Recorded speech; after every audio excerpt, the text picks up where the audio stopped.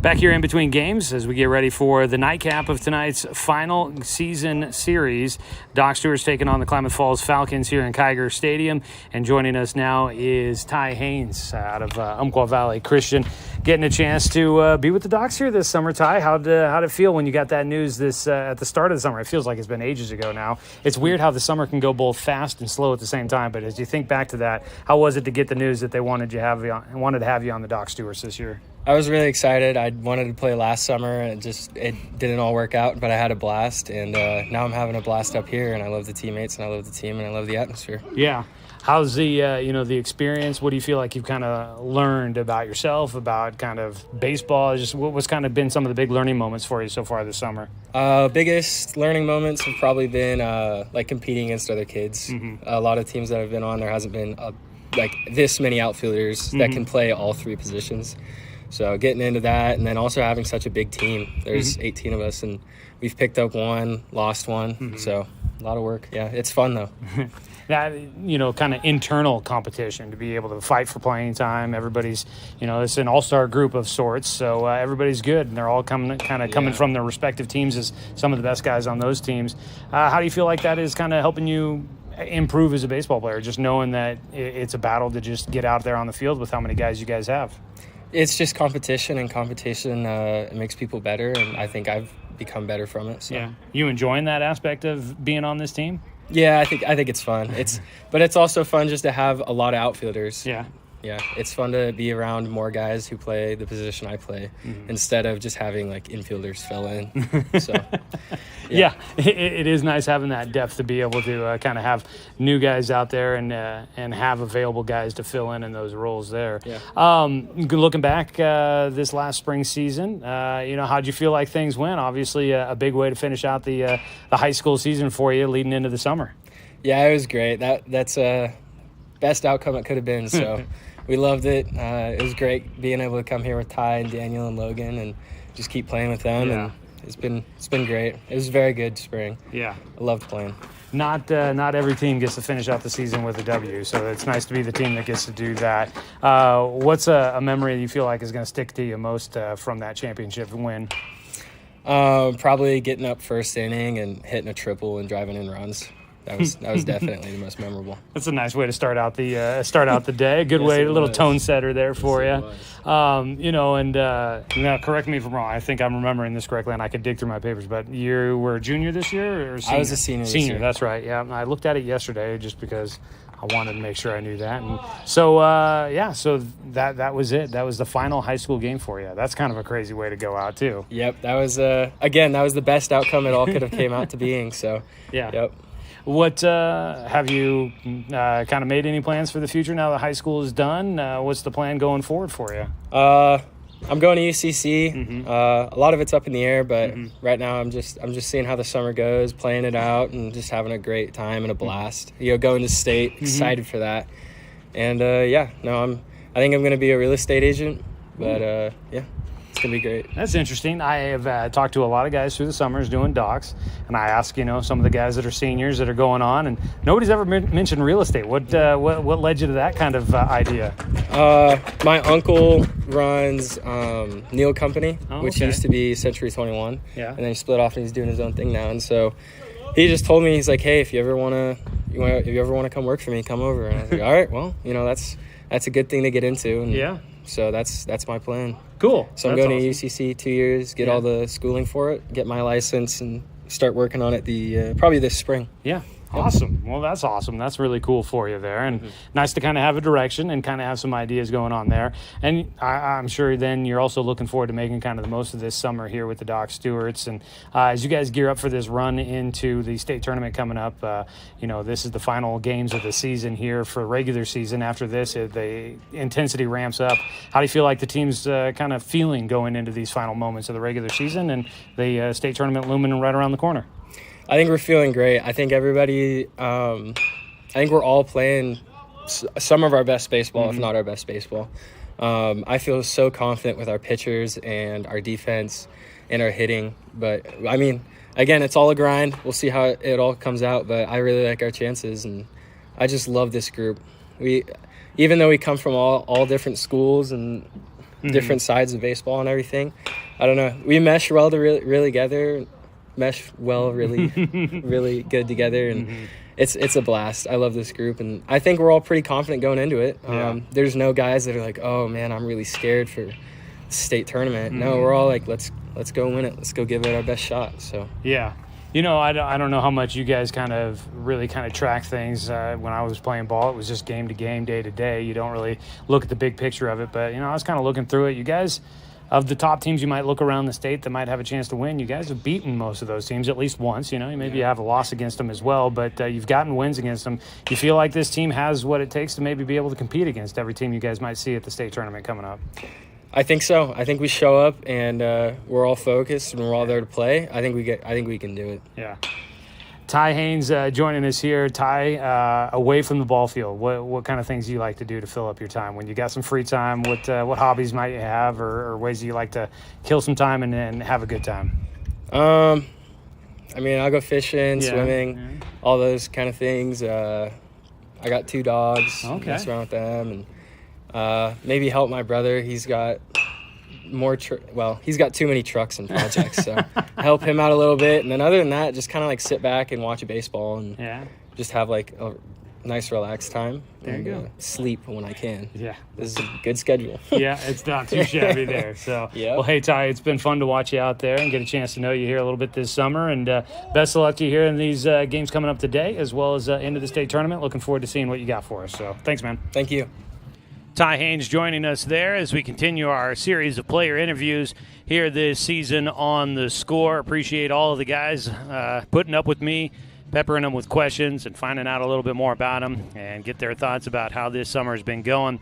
It's always fun to hear from those guys and get a chance to know them a little bit more and meet them face to face and just talk with them one-on-one a little bit. And you never know. It might be the first of many interviews for some of these guys. Maybe they go on to be big-time pros, big-time stars, and this is where they got their first experience of talking with the media.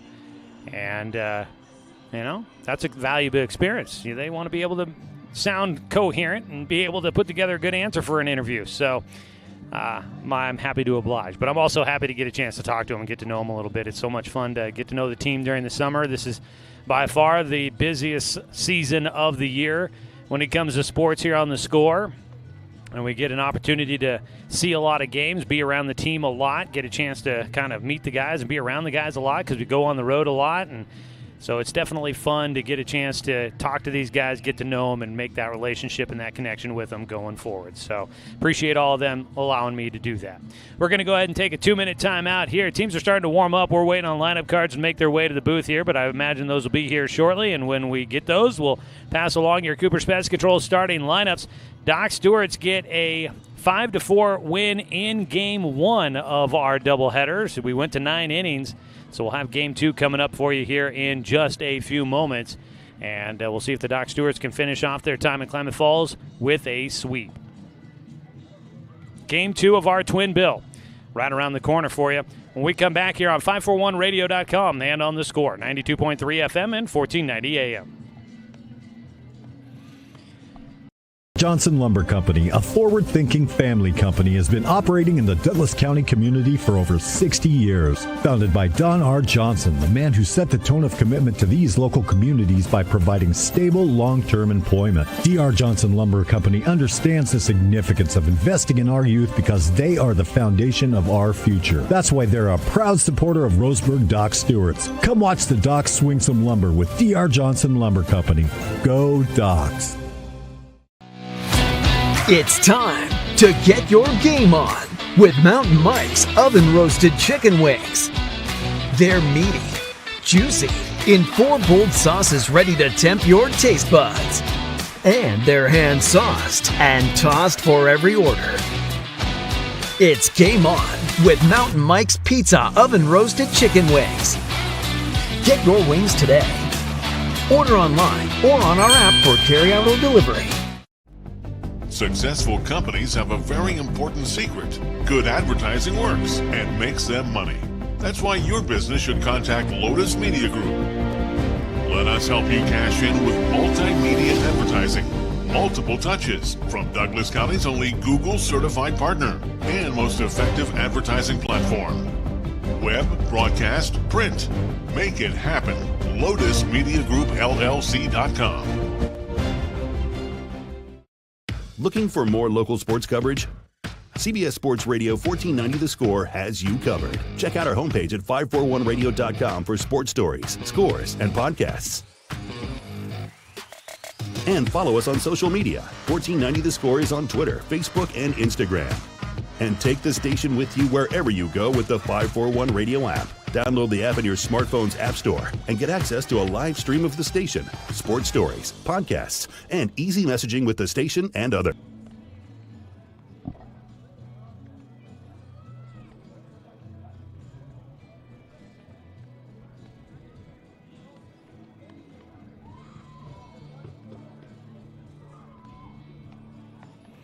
Game 2 of our Twin Bill here in Klamath Falls just about to get underway. Teams will be wrapping up their warm-ups here in just a few moments. This is your Roseburg Disposal pregame show. You can let them make the run to the dump for you. Give them a call at 673-7122.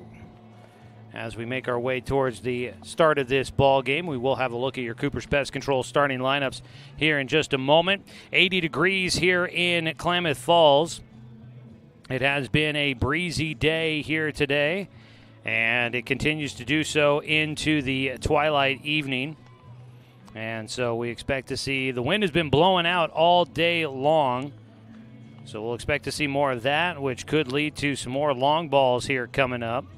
It'll be interesting to see how that plays out for both of these two teams. We did see a homer hit by both teams in Game 1. As we get ready for Game 2, let's go ahead and take a look at those Cooper's Pest Control starting lineups for you. Start off with the visiting Roseburg Dr. Stewart's. Stewie's now 22-16-1 overall this year. The starting lineup put together by coaches A.J. Doolittle and Justin Bennett, who will fill in for Coach Eric Savage. Not with the team for Game 2 after getting an early exit from the home plate umpire in Game 1. So it'll be the two assistants running the show here in Game 2. Their lineup, though, looks pretty familiar. Paxton Burke, the third baseman, leading things off, followed by Brooks Avery. The shortstop will bat second. DHing in Game 2, but still batting in the 3-hole, is Cal Robbins. He'll DH for starting pitcher Colton Sywell. Batting cleanup and playing at first base is going to be Daniel Withers. Hitting in the 5 spot, starting in right field, Taj Flora. In left field, starting for the Doc Stewarts, will be Drew Camp.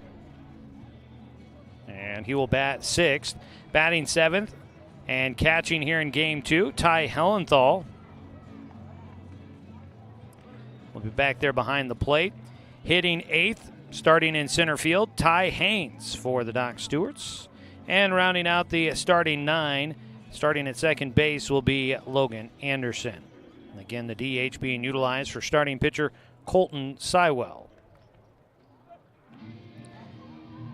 Defensively, for Klamath Falls, on the mound will be Marcus Uloa Ford. And these are the two starters kind of expected we'd see here today for the Doc Stewarts. Or for Klamath Falls, I should say, against the Doc Stewarts. Marcus Uloa Ford out of Mazama, heading to Oregon Tech, where he will be a pitcher for the Hustlin' Owls. So he's a guy with a college arm. And Doc Stewarts will get to see him here in Game 2 coming up. Looking around the diamond defensively for K Falls, Pete Whistler will have Max Price starting at third base. At second base is going to be Colin Tacchini. And at shortstop, Mark Carpenter will take over for Uloa Ford as he goes to the mound. At first base is Jacoby Tacchini, starting for the Falcons. In center field is Hamilton.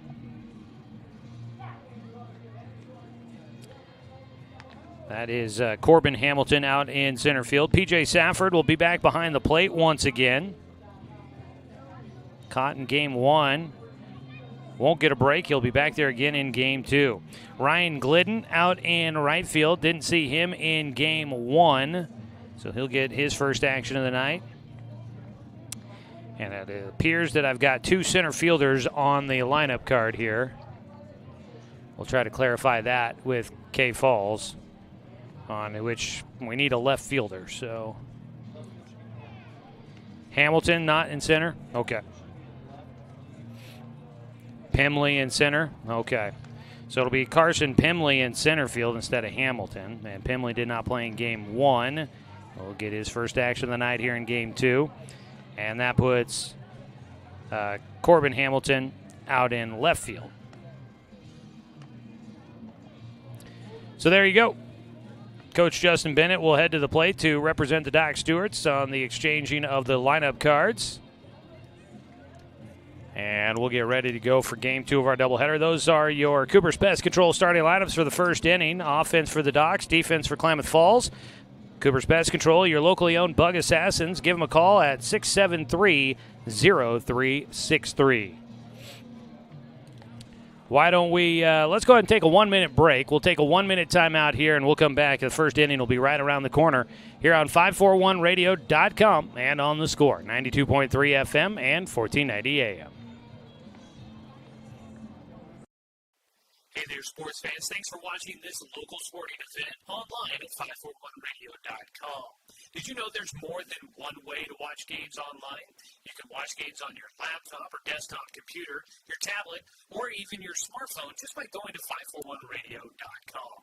But we also use YouTube to stream all of our video broadcasts, which means you could be watching this game on your big screen TV with a number of different streaming devices. You can stream our live YouTube broadcast through your PlayStation or Xbox gaming device, or through streaming devices like Google Chromecast, Apple TV, or Roku. There's plenty of ways to follow this live local sporting event. Plus, you can find past events archived on 1490 The Score's YouTube channel. Find us on YouTube and subscribe today to keep up with the latest in local sports coverage.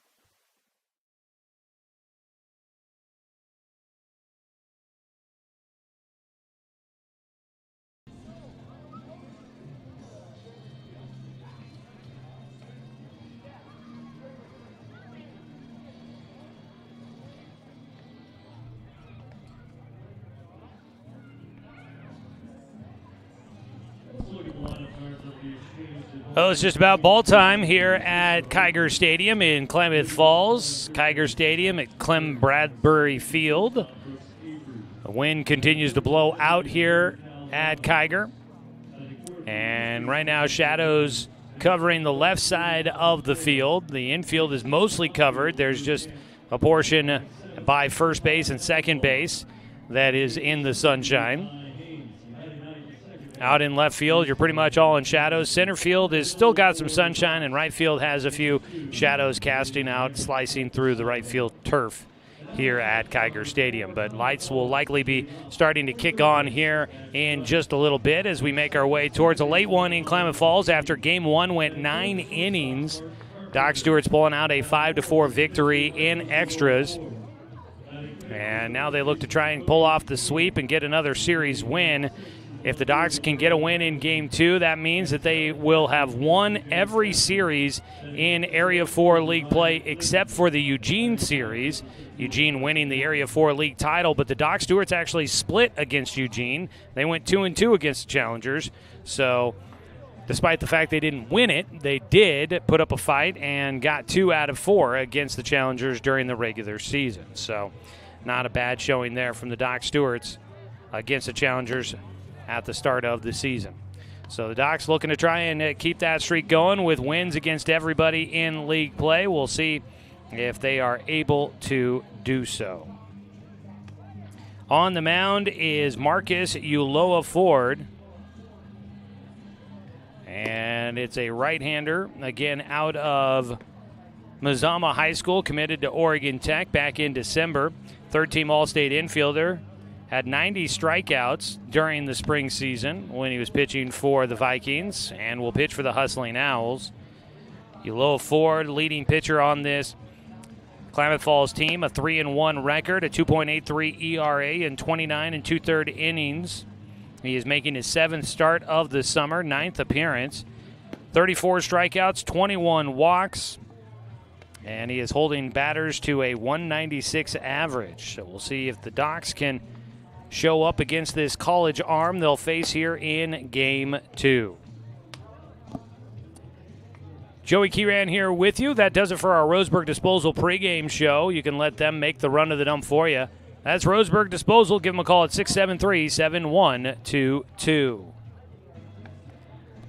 Doc Stewarts will have Burke, Avery, and Robbins due up to begin things here in Game 2, top of the first inning. Wearing the red tops, gray trousers, gray and blue two-tone caps for the Falcons out there defensively. Doc Stewart's sticking with the black jersey tops, the cream trousers, black stirrup socks with orange and white horizontal stripes around the calves. Ford on the mound. Uloa Ford out there as we hit the 8 o'clock hour. Burke will stand in, the switch hitter, batting left-handed against a righty. First pitch outside, ball 1, and we are underway. Well, you can see from the first pitch of the ball game, Uloa Ford's got some get up and go on the fastball. Comes in a little bit quicker than we've seen a lot. He misses high and away, though, for a 2-0 count.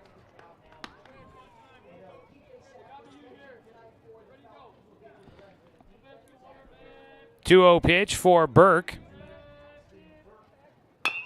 Chops one first base side, charging in. It is played for Jacoby Takini. And there's one away. Takini got that roller right at him. Fields and steps on the bag himself to get Burke to lead off the ball game. Did switch some things up in the outfield. Ryan Glidden is actually in left field and Corbin Hamilton out in right field.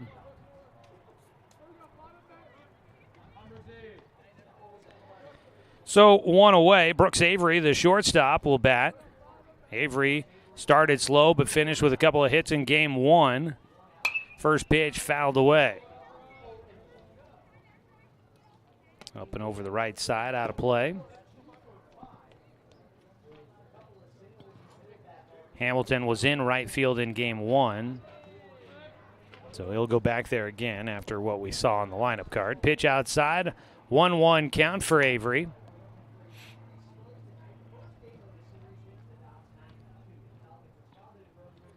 So a 1-1 count here. Swing and a miss by Avery out in front of that one. I would guess that would have been a changeup there. A little off speed for Uloa Ford. He's got quite the pickup on his fastball. A 1-2 count for Avery. Pitch bounces in the dirt in the left-handed batter's box to even up the count. Back behind the plate, P.J. Safford again catching for Game 2 after catching Game 1. 2-2 pitch here in the top of the first. Uloa Ford missing low again. The count goes full. So he's got good velocity. Right now he's trying to dial in the accuracy portion of it all. He's got a 3-2 pitch here for Avery.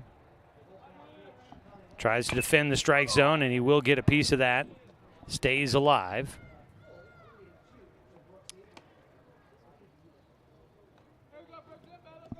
Did run down to use the restroom and ran out to my car to grab some food that I had from leftover from lunch here in Klamath Falls earlier today. And there's a good crowd showed up here tonight, filling in the grandstands. Nice to see here, supporting the local club. 3-2 pitch. Avery opposite field. That ball down the line. It will drop in front of Hamilton. Avery going to try for 2. He never broke stride. Head first slide. He's in safely. A one-out double for the Doc Stewarts here in the first. Avery from the get-go was thinking too, and he gets it. That ball down the line. Out in right field, Hamilton almost got to that ball. Landed just in front of him. He decided not to leave his feet. Probably the smart idea with no backup all the way in the corner there. Got to it quickly. Got the throw in a little faster than I was expecting. but not fast enough to get Brooks Avery, the fastest guy I would imagine on this Doc Stewart's team. He slides in head first with a one-out double. Cal Robbins will bat, looking to try and see if he can give the Doc Stewarts a lead. Pitch bounces, and up to third base will go Avery as that one scooted by Safford to the backstop. A 1-0 count. P.J. Safford back behind the plate. Didn't have a chance on that fastball. Just spiked into the dirt in front of home. 1-0 count. Breeze starting to circulate the air here. Makes it feel nice as things are cooling off here in Klamath Falls. Air blowing out to left field. Strike in. A 1-1 count for Robbins. A man at third with one away. 79 degrees in Klamath Falls. The 1-1 from Uloa Ford hits the inside corner. Nice pitch there. Robbins watches it go by. That's a tough pitch to do much with. Hitting that inside corner right around the hands. 1-2 delivery from Uloa Ford. And back up the middle for Robbins. Base hit. It scoots its way into center field. Avery was going to score either way, and Cal Robbins will have an RBI single as he drives home the first run of the game for the Doc Stewarts. It's 1-0. If you wish your drive home tonight was taking you to a house with a bigger yard, more rooms, a walk-in closet, or a shop, you can check out Neal Company Real Estate at nealco.com for the latest listings around Douglas County. Their agents can help you score the home of your dreams. That's Neal Company Real Estate, our RBI sponsor. First pitch swinging, and Withers will ground one up the middle. Robbins will hold at second. And that is back-to-back singles for the Doc Stewarts with one out. And they've got 3 hits here in the first inning. And they've got a little bit of momentum going against Marcus Uloa Ford. Withers, that ground ball to the second base side of second base. Cal Robbins had his RBI single, shortstop side of second base. 2 runners on with 1 out. 1 run in already for the Stewies. And Taj Flora will swing through strike 1. Brooks Avery scoring after a wild pitch. Got him to third base after he got on with a 1-out double. The 1-0 pitch high and inside, spinning out of the way. Flora takes a 1-1 count. I do almost wonder sometimes, so these guys for the Doc Stewarts, if they benefit from facing, I know they benefit from facing good arms with a good velocity. It's a ball fouled into the netting on the right field side. First base side there down the netting. Bounces down into the dugout for the Docs. But I bring that to say that it feels when they are facing top caliber arms, they do a little better than when they face guys that don't have the velocity. As a pitch in the dirt, Robbins going to take third. And up to second goes Withers. 2-2 count for Flora. Another wild pitch helping out the Doc Stewarts, who led 2-0 in game 1 after the first inning. They got a 1-0 lead right now and threatening to add to it. Taj, a 2-2 pitch coming up.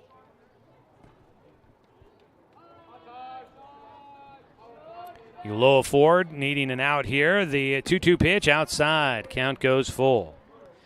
So it feels like there's, the team does better when they are facing stronger pitchers.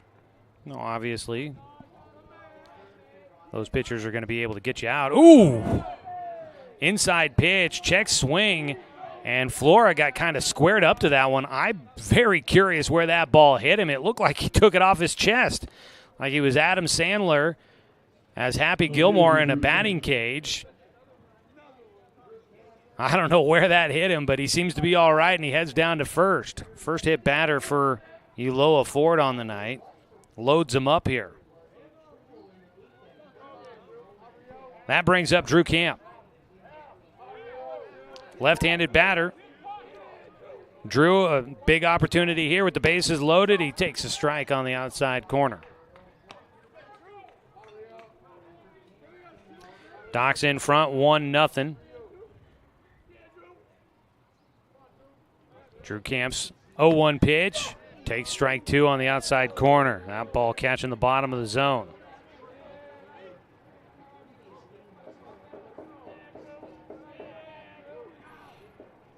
0-2 pitch. Camp takes high up near the eyeballs.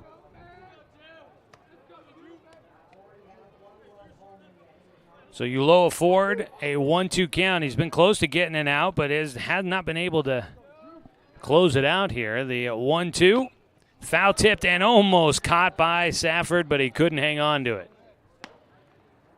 That ball foul tipped in and out of the glove for the catcher for Klamath Falls. Bases loaded at third base, Cal Robbins. At second base, Daniel Withers. Taj Flora at first. The 1-2, low and inside. Robbins gave it a good look down at third, watching that ball intently. But it was a nice stop behind the plate by Safford, not letting it get by. It's a deeper backstop here at Klamath Falls. Anything that gets by could give a chance for Robbins to score. 2-2 pitch. And that one foul tipped into the glove. This time Safford hangs on for strike 3. Strikeout. Camp just couldn't quite barrel one up there. Got close to timing it up, but could not quite put that ball in play. One strikeout so far for Ulloa Ford. Ty Hellenthal, his first at-bat of the night. Ty Hellenthal catching here in Game 2.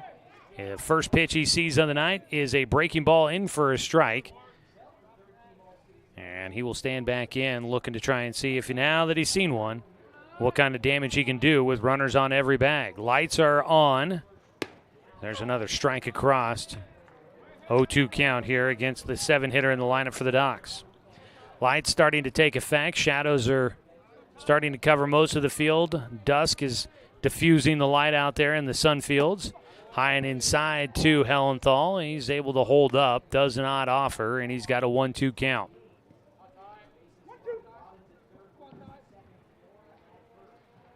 The 1-2 pitch, Ulloa Ford trying to get through the first. Ground ball up the middle. Playable for Carpenter. His throw to first. Gets by. One run has scored. A second run will come home. Here goes a third. Everybody safe. And the Doc Stewarts will add 3 runs.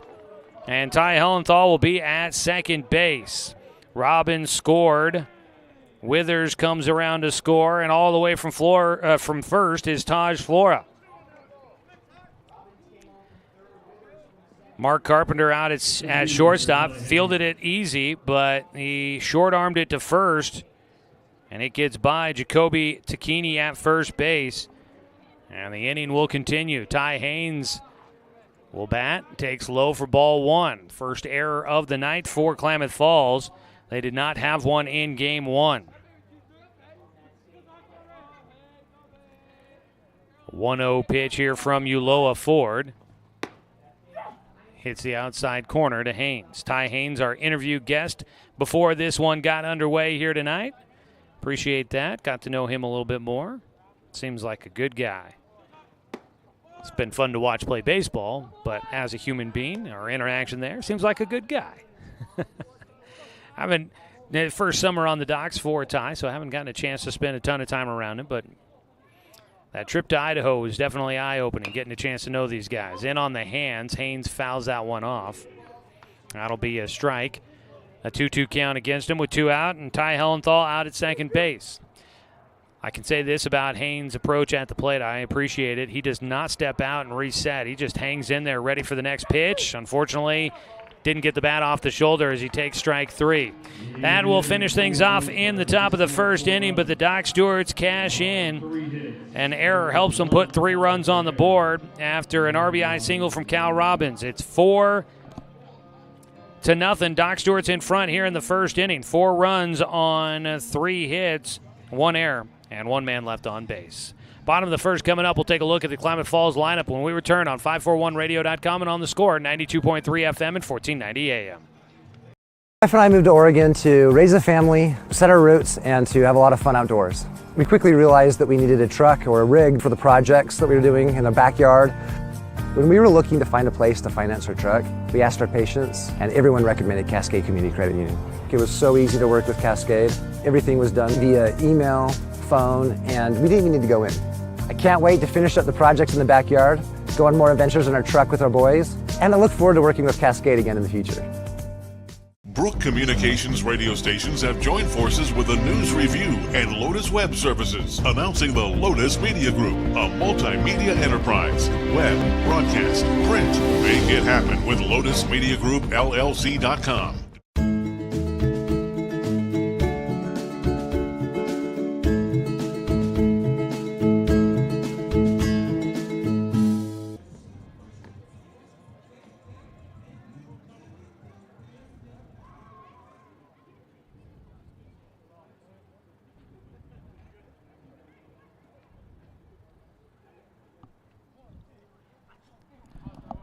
Bottom of the first inning, it's Colton Sywell up to pitch for the Doc Stewarts.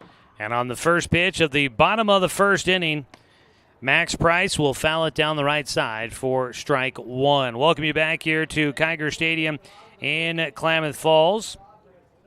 The Roseburg Doc Stewarts won game one 5-4. They lead it 4-0 here in game two after one inning of play, or one half inning of play. Price, a 1-1 pitch from Sywell, low and inside. Colton Sywell, right-hander, gets a ground ball left side, picked up by Paxton Burke with time, gets it over to Daniel Withers to retire Price and start things here in the bottom of the first inning. For Klamath Falls, your Cooper's Pest Control starting lineup. We'll have Max Price leading things off, the third baseman who just grounded out.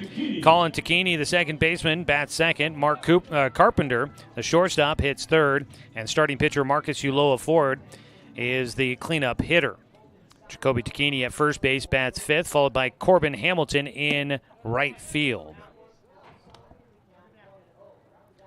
P.J. Safford, the catcher, bats in the seventh spot, followed by Ryan Glidden, the left fielder, and Carson Pimley in center field will bat in the ninth spot.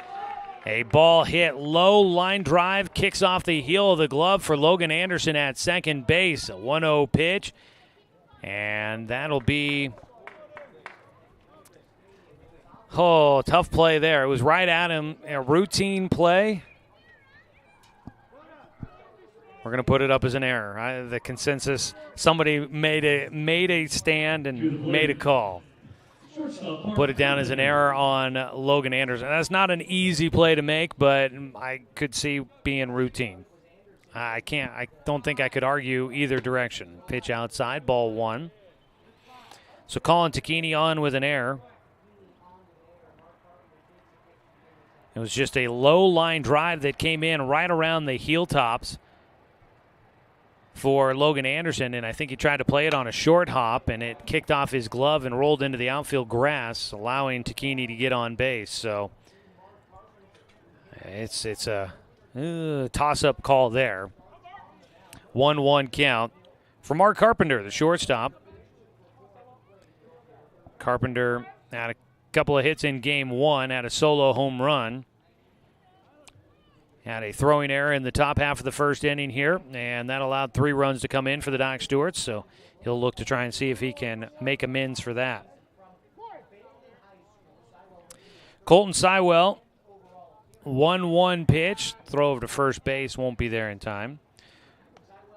Here in the booth, our crew up here remembering last year here against the Falcons. Colton Sywell started, went 4 1/3 inning, had 11 strikeouts, 3 walks, allowed 6 runs on 6 hits, but none of them were earned runs, according to the game changer box score I'm looking at here. Ball fouled away by Carpenter. It's got a 2-strike count. 1 ball, 2 strikes, 1 out, and 1 on.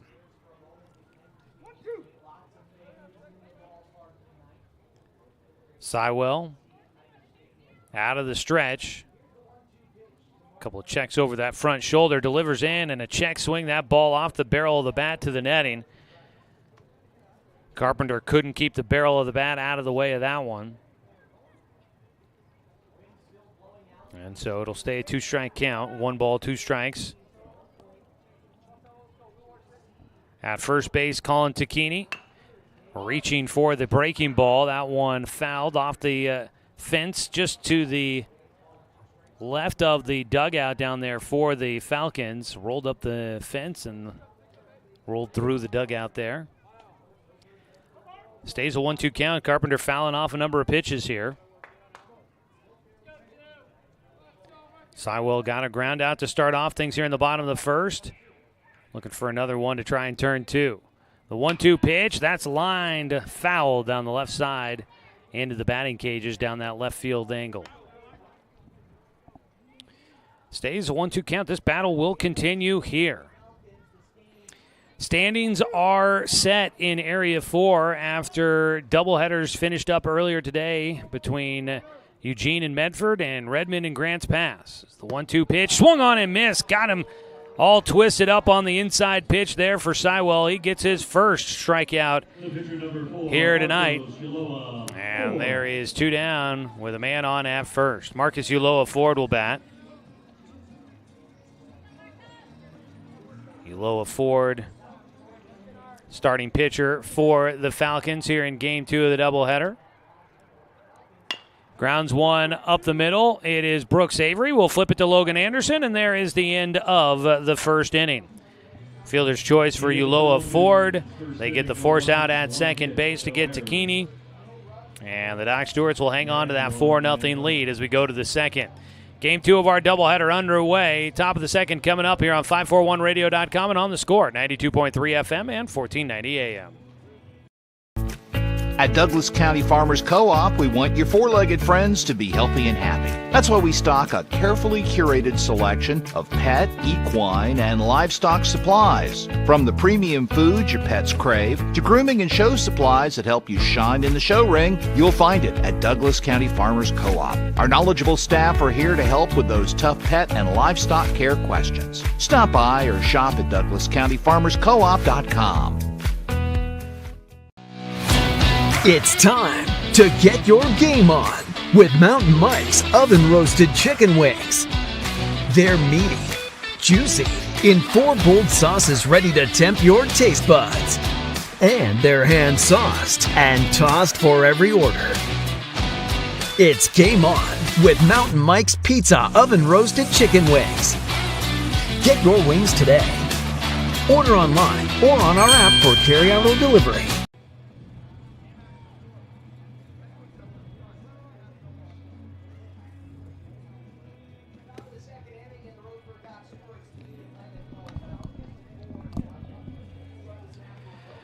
Top of the second inning, Doc Stewart's baseball here on the Score is brought to you by Barnes Heating and Cooling, your complete energy company. Visit barnesheatingandcooling.com or call them at 541-459-1545. Doc's leading 4-0. They'll try to add to it. Look, I jinxed them in Game 1 when I talked about things, so I'm just going to keep my mouth shut here. We'll see how this game plays out. Game 1 going 9 innings after the Docs took an early 2-0 lead. That was in the first inning, and they struggled to put up runs the rest of the way. Logan Anderson will try to do something to lead off things here in the second as he gets his first at-bat, the 9-hitter standing in. Swing and a miss, strike one to begin things against Marcus Ulloa Ford.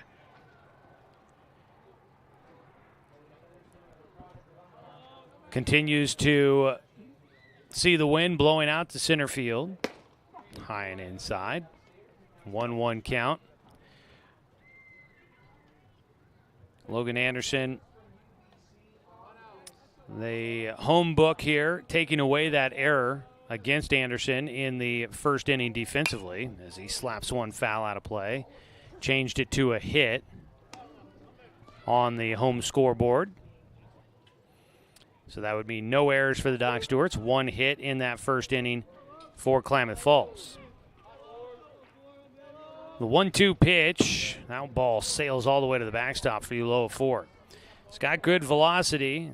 Seems to have some good pitches. Seems to be struggling at times with his accuracy. 2-2 count here for Logan Anderson. Ulloa Ford's pitch. Strike 3 called on the inside corner. There is the first out here in the second inning. Third strikeout in the game for Ulloa Ford. Top of the order, Paxton Burke will bat. He grounded out to first in that first at bat of the ball game. So with the Doc Stewarts winning in Game 1. And with Medford losing 2 games against Eugene, they have clinched that automatic berth in the first round of the state playoffs. As a pitch high and away, 1-0 count for Burke. That means they will play at 10 a.m. Saturday at Sweet Johnson Stadium. First game of the state tournament. It's a 1-0 pitch taken high. They will play the winner of a play-in game between the Area 2 number 2 team and the Area 3 number 4 team, is what I've got. Outside, 3-0 count for Burke. So try to see if I can figure out who those teams might be for you. There's still some time. I think some of the other areas aren't wrapping up tonight. There's a 3-0 pitch taken for a strike by that's Grants Pass and Corvallis going to be the matchup. Or one of the matchups there in the play-in round. Ball 4 on the 3-1 pitch. First walk issued by Marcus Uloa Ford. Walks by the opposing pitcher are brought to you by Umpqua Valley Fire Services.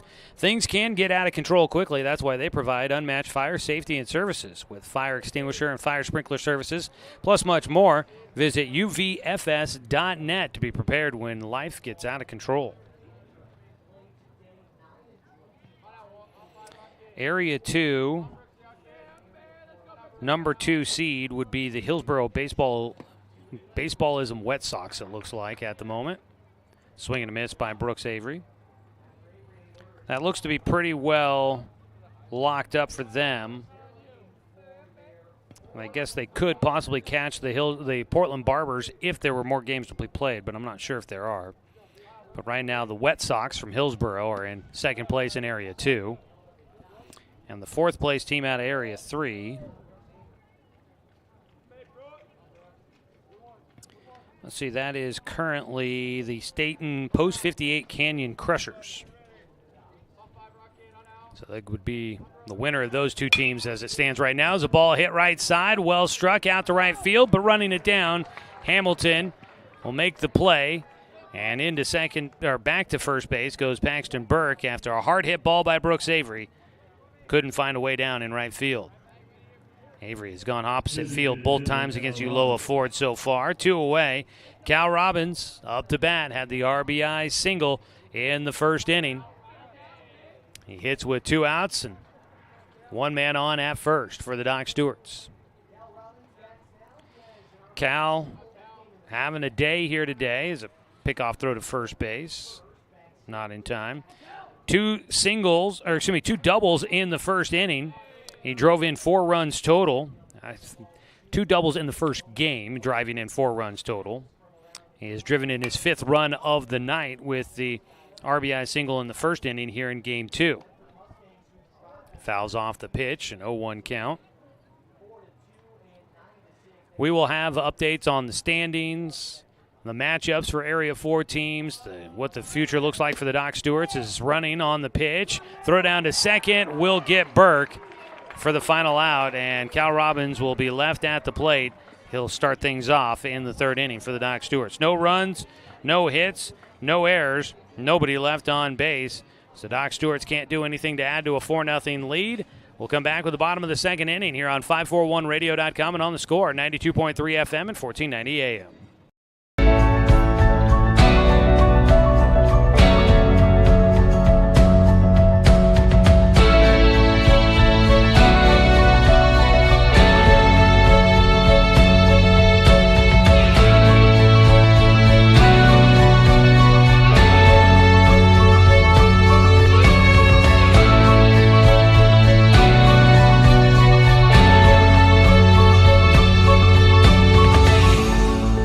This broadcast of Roseburg Dr. Stewart's American Legion Baseball is brought to you locally by Barnes Heating and Cooling,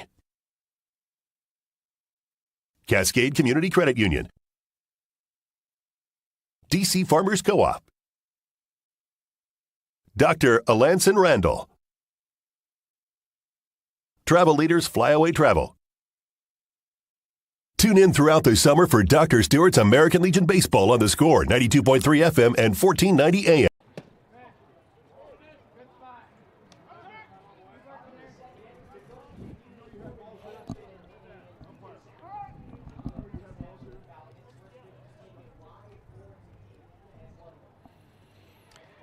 Jacoby Tacchini will lead things off for the Klamath Falls Falcons. Starts off with a 1-0 count from Colton Sywell. Second inning of work for Sywell, looking to protect a 4-0 lead. Sywell kicks and fires. That ball hit right side. Taj Flora, quick reactions, runs underneath it, and retires Tacchini to start things here in the bottom of the second. One away. Tonight's game is sponsored by Dr. Alanson Randall, Family and Cosmetic Dentistry. Visit drrandall.com or call him at 541-378-6694. Corbin Hamilton, the right fielder, will bat. Batting in the 6th spot. Fouls it back into the netting here for strike one. The netting starts at the top of the backstop, the lower level backstop down at the field level, and then runs all the way up past the top of the press box here, protecting all the fans and the media up here. A little bit of a bobble by Paxton Burke on a ground ball that he cuts off at shortstop, but he collects it and sends it over to Withers for the second out. Some quick hands and good agility there by Burke as he kind of bobbled it, getting it out of the glove, but he stuck with it, didn't drop it, and was able to get a hold on it and make an accurate throw. 2 down, nobody on base here in the second inning for Klamath Falls, and P.J. Safford batting. First pitch, fouled right side. Strike one against Safford. Doc Stewart's the last 2 years have made it to day 4 of the state tournament, but I believe Sywell shows off the balance, fires in, and a foul ball at the plate by Safford. I talked with him a little bit about it, but I haven't really gone in depth with the decision-making process on some of these stalling tactics on the mound by Colton Sywell. And he will go to the quick pitch here. Gets a comebacker up the middle. Avery can't get to it. Diving attempt. It rolls into center field, and Safford will have the second hit of the ball game for Grants Pass. Assuming he's come for Klamath Falls. So Safford wins the battle there. Brings up Ryan Glidden with 2 down and a man at first. Sywell works out of the stretch position. And a lot of times he'll pick up that front leg and lets it dangle and kicks it around a little bit and shows off some good balance. He gets one off the hands, back to the mound, bobbles it, has some time, whips it over to Withers, who reaches low to get the ball and get the out against Glidden. A little bit of an adventure there for Colton Sywell. Went right back to him, bobbled it around, finally got back to the baseball, whipped it over to Withers, who reaches down and makes the catch to finish off the inning. Top of the third coming up, 4-0. Doc Stewart's in front of Klamath Falls on 541radio.com and on the Score, 92.3 FM and 1490 AM. Looking for a great lunch and great value with endless options for everyone? Then hurry over to Mountain Mike's Pizza for our all-you-can-eat lunch buffet. For one low price, you can choose from a variety of signature and specialty hot and delicious pizzas. Then build your own salad your way with a wide selection of fresh vegetables, toppings, and dressings with as little or as much as you want. Mountain Mike's Weekday Lunch Buffet. It's lunch and salad bar the way it ought to be. This broadcast of Roseburg Dr. Stewart's American Legion Baseball is brought to you locally by Fisher's Hearth and Home, Chuck Swarm and Family Auto Repair, Roseburg Disposal, Southern Septic, Evergreen Family Medicine. Tune in throughout the summer for Dr. Stewart's American Legion Baseball on the Score, 92.3 FM and 1490 AM.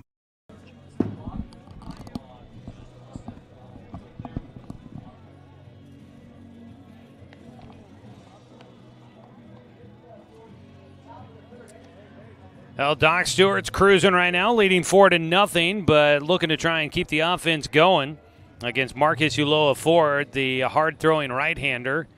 Will face the heart of the lineup coming up here for the Doc Stewarts in the third inning. Heart of the lineup is brought to you by American Family Insurance. They're at the heart of it all when life hands you a tough road or you just want to be prepared. Turn to Lynette McAllister for all of your insurance needs. It'll be Cal Robbins, Daniel Withers, and Taj Flora up to bat. Cal was at the plate when Paxton Burke was caught stealing.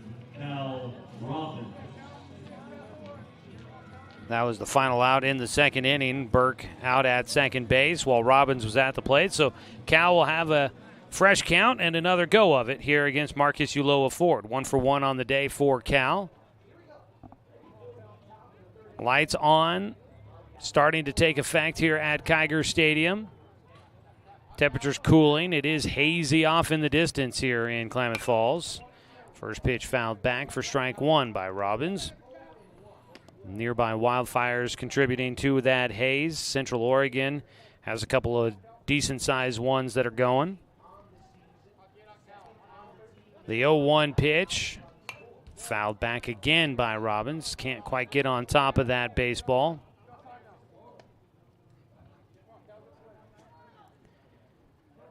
Had the knot fire not that far away from here. At 1,200 acres in that one. Dang. Got the piece of it, fouled it off, and Robbins stays alive.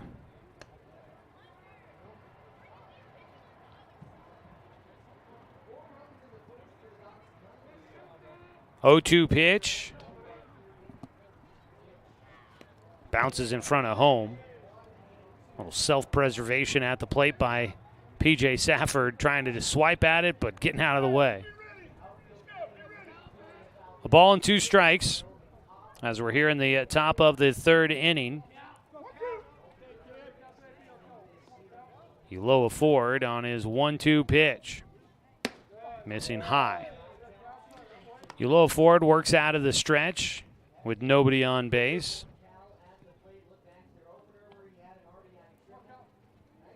Comes set on the 2-2 pitch. High and inside again.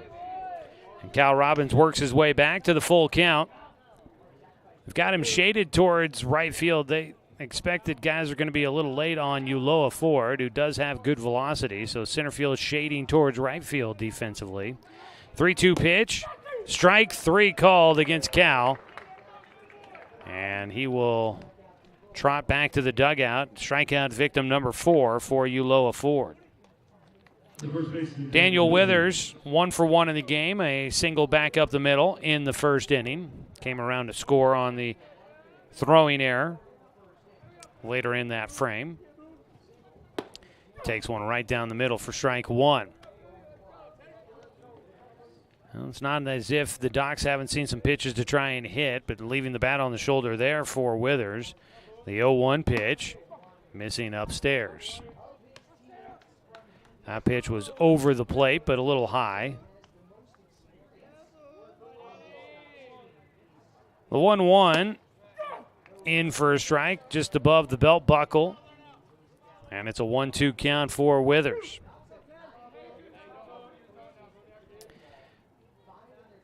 Klamath Falls, their league season coming to an end tonight. There's a pitch outside, 2-2. I think I saw originally, is Klamath Falls going to be playing Medford Wednesday, or did that game get canceled? Okay, it got canceled. I kind of thought that might be the case.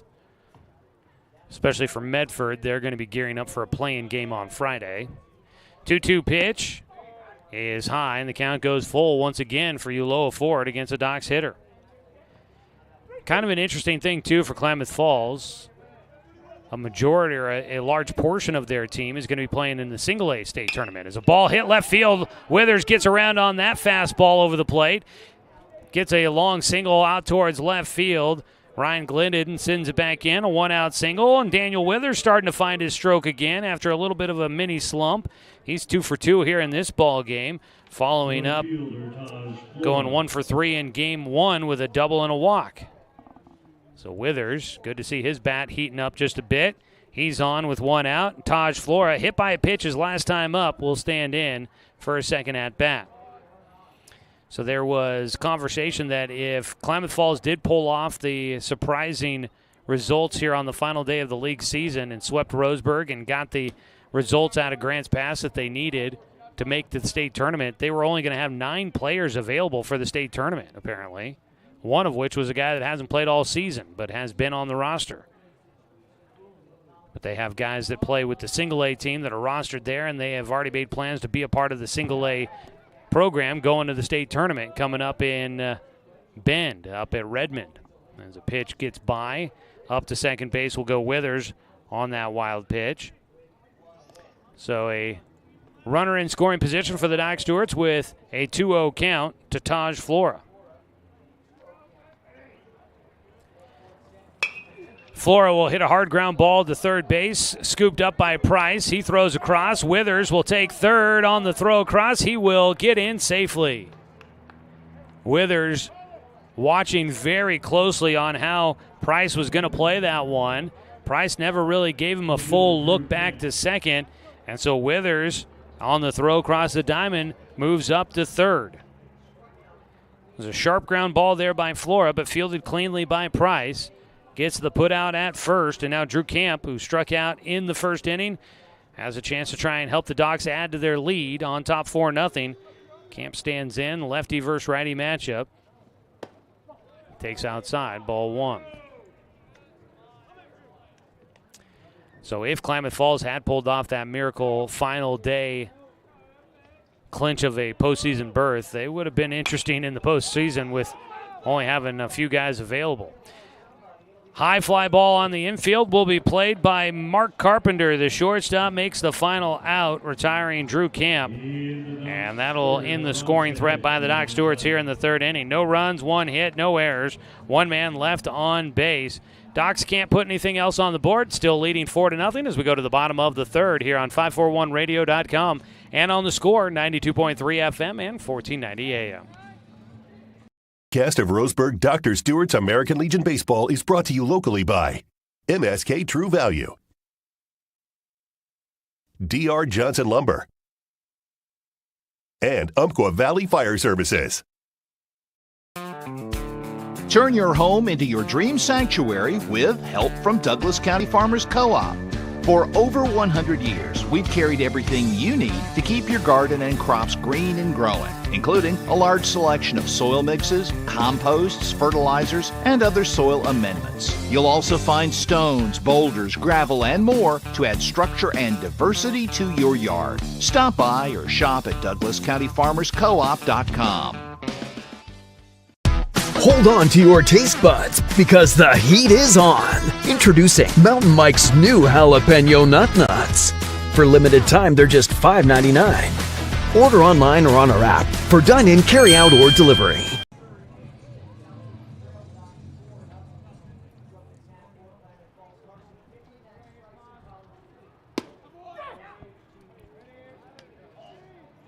Colton Sywell starts off Carson Pimley with a strike on the outer half. Pimley, the 9-hitter in the lineup card for the Falcons. The 0-1 pitch hit up the middle, and Pimley has a base hit.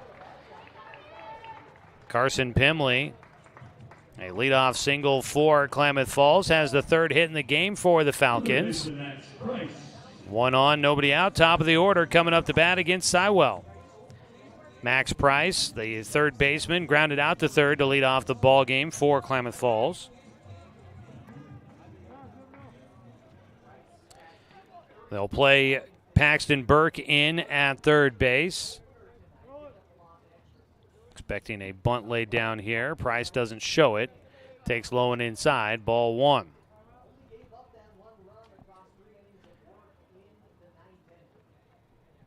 Price looks like maybe he might be looking to, hasn't shown anything. Nope, will not take a bunting approach on that pitch, but he does take a strike. 1-1 count.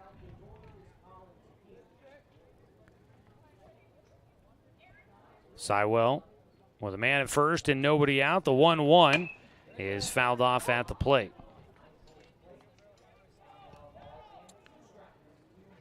Top of the order going through against Colton Sywell for a 2nd time here in the ball game.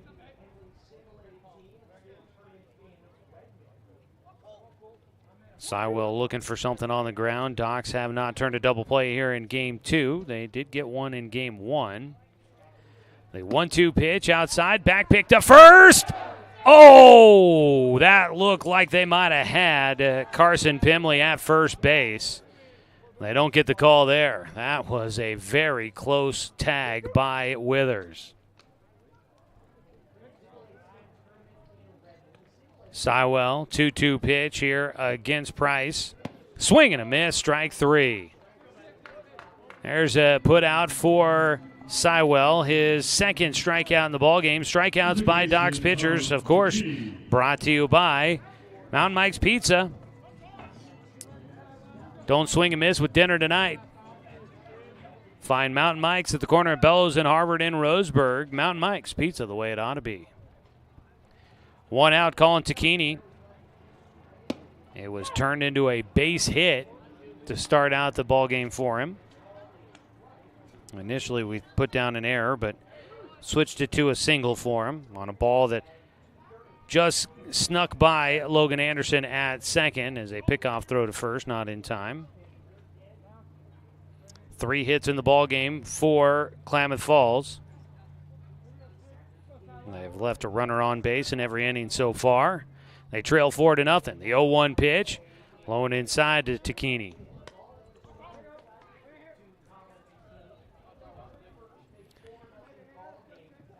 Doc Stewart's trying to wrap up the regular season on a 3-game winning streak and win another series. Double play, there it is. Line drive laser right to Daniel Withers at first. He steps on the bag to finish off the bottom of the third. Doc Stewart's, if you blinked, you missed it on that one. A laser to Daniel Withers at first base. He makes the catch, retires Tacchini, and then steps on the bag to retire Carson Pimley for the double play. And that'll finish things off here in the 3rd inning. Doc Stewart's get out of it here. No runs, 1 hit, no errors, nobody left on base for K Falls. We are through 3 as we go to the top of the 4th. Doc's in front 4-0 here on 541radio.com and on the Score 92.3 FM and 1490 AM.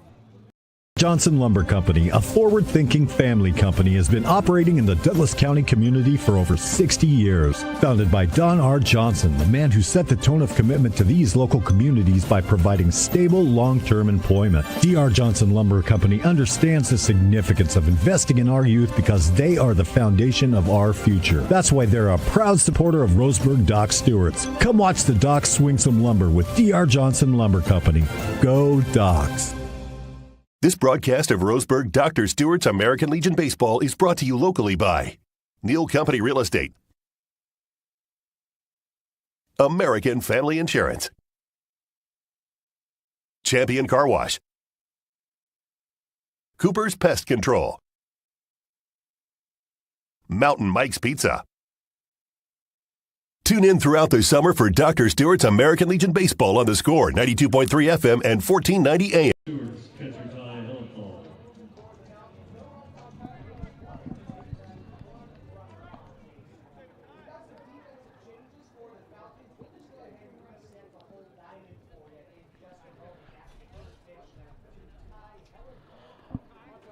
Going to the top of the 4th inning, Doc Stewart's in front 4-0 against Klamath Falls.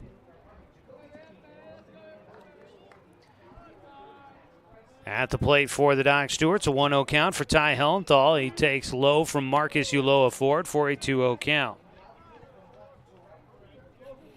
Some defensive changes for Klamath Falls here in the 4th inning. Still Ulloa Ford, though, pitching as a pitch high and inside. They just shift around a few guys. Ty Hellenthal at the plate, a 3-0 count. Back behind the plate, Jacoby Tacchini, now the battery mate for Ulloa Ford, who does work in a strike on the inside corner. Taking over at first base for Tacchini is Hamilton. Glidden goes from left field to right field, and the catcher, Safford, goes to left field defensively. So they just shift around a few guys. Nobody new into the game, nobody out of the game. They just shift the guys defensively. 3-2 count for Hellenthal. Got jammed, but he flares one towards third. Diving attempt, bobbled around, can't hang on to it. Max Price almost makes a spectacular play. but it dribbles out of his grasp, and on safely is Hellenthal. That'll be a base hit there for Ty Hellenthal. Almost a spectacular play for Price. Just hit a soft liner. Diving attempt. Price had it in his glove, hit the ground, started to roll over, and the ball came loose. With the glove in the bare hand, he kind of bobbled it, juggled it, and then it hit the turf. First pitch swinging for Ty Haynes, fouled away for strike one. So a nice attempt, but could not hang on to it there for Price. One on, nobody out. Ty Haynes, an 0-1 count. After a foul ball, Haynes struck out his first time up. Pitch outside, a 1-1 count. So hopefully Doc's building some momentum going into the first round of the state playoffs Saturday. And again, we will lay out all of the postseason picture for you on 541radio.com as we get back after this road trip. Pitch fouled back right at us. Our counterpart to my left, Josh Eldridge with the Klamath Falls radio station, getting a bit of a startle on that one that came right back at him. A 1-2 count. Here in the top of the fourth, nobody out with Hellenthal on at first. Haynes swings through for strike three. A couple of strikeouts so far tonight for Ty Haynes. That is strikeout number 5 on the night for Uloa Ford. One away, Logan Anderson, a strikeout victim in the second inning, will stand in. Well, we like to give you some, usually during the second game of a doubleheader, this day in baseball history trivia. Got an interesting note about my trivia as we get the first pitch to Anderson taken high. The other day, let's see, that probably was Saturday when we were taking on Klamath Falls. I told you about Gaylord Perry, who hit a home run about 30 minutes after a man landed on the moon, about a year after his manager said he would never hit a home run before somebody landed on the moon. And sure enough, he didn't. He hit one about 30 minutes after it happened. The ball popped up right side. That will get out of play. Foul ball for Logan Anderson. So that was the trivial fact back on Saturday. I was driving in here to Kiger Stadium today, and on Fox Sports Radio, the show they had on, they actually brought up that trivial fact on the show here today. As strike three goes across against Anderson, he watches go by strike three. He's down on strikes once again. 6 strikeouts for Uloa Ford, top of the order, Paxton Burke. So I thought it was funny that somebody else at least was paying attention enough to mention that same story about Gaylord Perry, the anniversary of which happened over the weekend on Saturday. First pitch, strike one to Paxton Burke. Well, today, our This Day in Baseball history facts have to do with stolen bases, and we'll get through those here throughout the broadcast. As a ball underneath the glove at first for Hamilton into right field. Paxton Burke on with a single, a 2-out base hit. And the Doc Stewarts, once again, a little bit of a 2-out rally. They've done that a few times here tonight in K Falls. Burke with a 2-out single to right field. Now runners at first and second with 2 away, and Brooks Avery up the bat. He has gone right side a couple of times. The first one was a double down the line. Last one was a line drive, hard hit out to right field as he was retired by Hamilton, who has now moved to first. Speaking of stolen bases, Brooks Avery, he is one of the better stolen base guys in the state in Legion Baseball this year, I imagine. He's at the plate. First pitch, takes first strike. So back in 1909, Ty Cobb steals second base, steals third base, and steals home all in the same inning as a ball fouled back to the net for strike 2 to Avery. Ty Cobb was the first player to ever do that, and it was the first of 4 times that he did it in his career, where he stole second, third, and home all in the same inning. Ball fouled off, Avery staying alive. I don't want to say that he was the first player to do that. I'm going to retract that statement. I misread what I was writing. He did it for the first time of 4 times that he did it in his career, but I'm not sure if he was the first one to ever to do it. But Ty Cobb stealing second, third, and home all in the same inning back in 1909. Pitch in the dirt, a 1-2 count. I think if the coaches let him do it, Brooks Avery would try to steal all 3 bases if he could in 1 inning. He is over 25 stolen bases here this summer. I need to dig out the stat book and find out how many stolen bases in a season would be the record. Might have that number somewhere. 2-2 count. No, excuse me, a 1-2 count for Brooks Avery. With 2 runners on and 2 away. Avery battling against Uloa Ford here. Slaps one foul, goes whizzing by Coach A.J. Doolittle at first base. The battle will continue between Avery and Uloa Ford. The 1-2 pitch, low and outside. My other This Day in Baseball history fact for you comes from 1960. On this day in 1960, Ted Williams becomes the first player to steal a base in 4 consecutive decades. It's a 2-2 pitch, outside, scooped up nicely behind the plate by Tacchini back there. Jacoby Tacchini keeps that ball from getting by. 3-2 count here for Avery. How about that? 4 consecutive decades. Now, Ted Williams made his debut in 1939, and he finished his career in 1960. It's a ball hit, third base side. Stepping on the bag will be Price to finish off things with the force out at third, getting Ty Hellenthal. So that finishes off things here in the 4th inning. Doc Stewart's threatened, but they cannot cash in with 2 outs. And they will lead 4-0 going to the bottom of the 4th. I want to tell you more about Ted Williams when we come back. Bottom of the 4th, Doc's in front. The Falcons will have the heart of their order coming up on 541radio.com and on the Score, 92.3 FM and 1490 AM. My wife and I moved to Oregon to raise a family, set our roots, and to have a lot of fun outdoors. We quickly realized that we needed a truck or a rig for the projects that we were doing in the backyard. When we were looking to find a place to finance our truck, we asked our patients, and everyone recommended Cascade Community Credit Union. It was so easy to work with Cascade. Everything was done via email, phone, and we didn't even need to go in. I can't wait to finish up the projects in the backyard, go on more adventures in our truck with our boys, and I look forward to working with Cascade again in the future. Brook Communications radio stations have joined forces with the News Review and Lotus Web Services, announcing the Lotus Media Group, a multimedia enterprise. Web, broadcast, print. Make it happen with Lotus Media Group, LLC.com.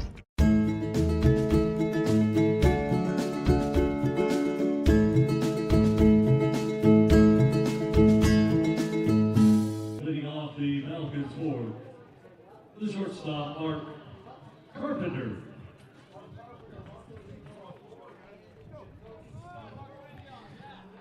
Live video simulcast coverage of Doc Stewart's baseball on the Score is brought to you by the Cow Creek Tribe. Joey Kieran here with you at Kiger Stadium in Klamath Falls. Mark Carpenter, Marcus Uloa Ford, and Jacoby Tacchini. 3 batters due up, the 3-4-5 hitters for K Falls. Kind of surprising that it feels like the 3-4-5 hitters are coming up very regularly and usually at the start of the order of an inning for Klamath Falls. It just feels like the heart of the order continues to be up as the leadoff guys. First pitch from Colton Sywell misses, a 1-0 count to start here against Carpenter, who struck out in the first. The 1-0 is off the inside, dribbled towards third. Burke, a throw across the diamond. On the run, he makes the play, 1 away. Brings up Marcus Uloa Ford. Today's game brought to you by Chuck Swarman Family Auto Repair. Are you ready to go where life takes you? Uloa Ford, a fielder's choice back in the first, ending the inning. He will bat here with his team down 4-0. First pitch from Sywell catches the inside corner. So Ted Williams on this date in 1960 became the first player to steal a base in 4 consecutive decades. Ricky Williams and Tim Raines have also done that. And out to the mound is going to go Ty Hellenthal for a conversation with Sywell. I was thinking about that. 4 consecutive decades, that'd be 40 years. But really, Ted Williams, he does that in 21 years, which really I sat there and scratched my head when I thought about that. How could 21 years cover 3 decades, or 4 decades? But it does. 1939 to 1960, 4 different decades. Ted Williams with a stolen base in each of them. As a pitch high and inside, a 1-1 count. So stolen bases are our theme today for our This Day in Baseball History. 1-1 pitch. Lifted towards center field. Ty Haynes with a good read on that one. Dead center field for Uloa Ford. There's 2 down. You don't just get baseball entertainment here on The Score. You get a little bit of baseball knowledge as well. We're educating you while we're entertaining you. Jacoby Tacchini will bat. He's 0 for 1 in the ball game. It's going to be interesting, though. We're going to be off for a few days here while we gear up for the state tournament. That'll be coming up on Saturday, and we won't have a game until we play that one. As a ground ball up the middle, stopped by Avery, throw to first base. What a play for the Doc Stewart shortstop to finish things off here in the bottom of the 4th. Jacoby Tacchini will roll towards second, and Brooks Avery there for the play. Doc Stewart's get through things here in the bottom of the 4th inning thanks to Brooks Avery with a big play up the middle to get Jacoby Tacchini. No runs, no hits, no errors, nobody left on base. And the Doc Stewarts are leading it 4-0 as we go to the 5th inning here on 541radio.com and on The Score, 92.3 FM and 1490 AM.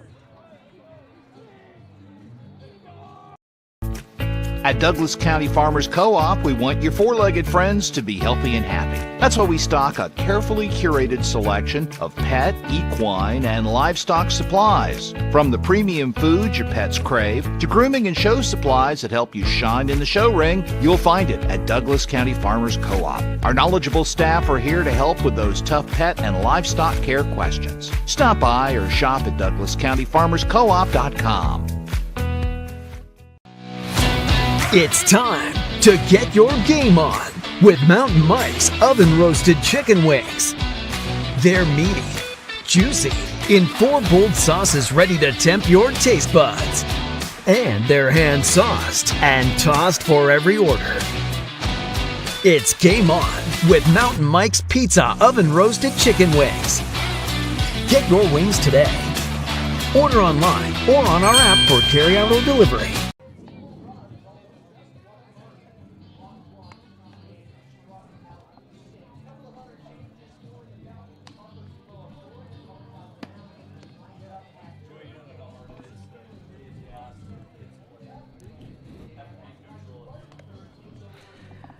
Heading to the top of the 5th inning, Doc Stewart's baseball here on The Score, brought to you by Flyaway Travel. Contact the travel experts at Flyaway Travel. Make sure you have an agent in your corner. Give them a call at 541-672-5701.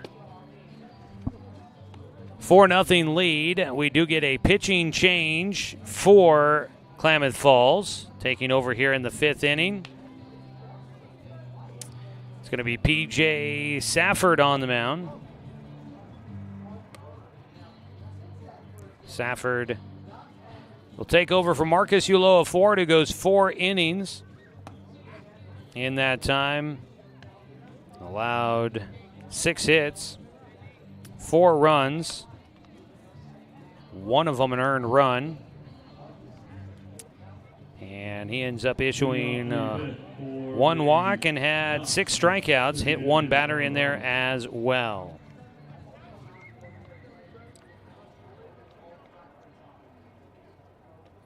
So the Doc Stewarts will face the new man on the mound, P.J. Safford, looking to try and add to a 4-0 lead. Leading things off is Cal Robbins. Takes one over the plate for strike 1 as he looks to try and get a read on Safford, who takes over. Sims is going to be taking over in center field. As a pitch misses, 1-1 count for Cal Robbins. Low and inside, a 2-1 count here for Cal Robbins. Back behind the plate is still Tacchini back there. Jacoby Tacchini sets up the 2-1 pitch, called strike 2 for Cal Robbins. 2 balls, 2 strikes here in the top of the 5th inning. The 2-2. Reaching that ball down the line, but foul. First base umpire went running out of the way as that ball his direction at home plate. The umpire got a read on it, calls it foul down the line, and it'll be a 2-2 count still for Cal Robbins.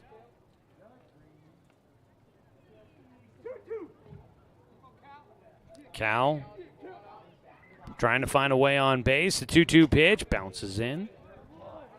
Snagged back behind the dish by Takini. So we'll have some other defensive changes here. We'll get squared away on all of it for you. The 3-2 pitch. Grounder towards short for Cal. Charging in. The throw across the diamond will get there. That is Carpenter picking that one at short. And there's one away as they get Cal Robbins to start things off here in the top of the 5th.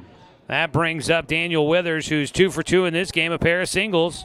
Last time had a long single out to left field. The first pitch bounces by the catcher. A 1-0 start for Withers.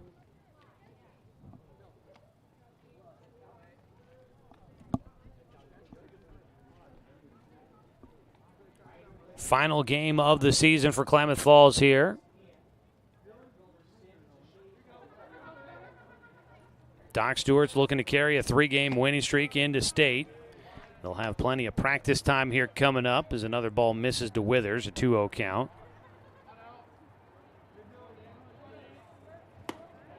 Big cut out of Withers on the 2-0 pitch.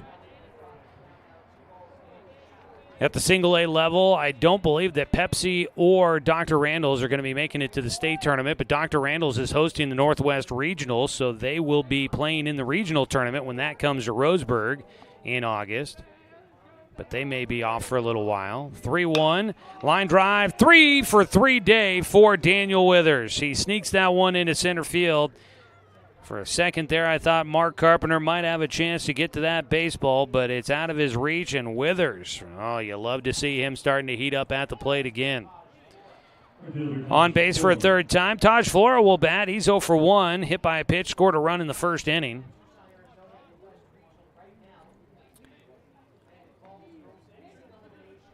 At first base, Withers scored in the first inning. He'd like to try and get a chance to score again here.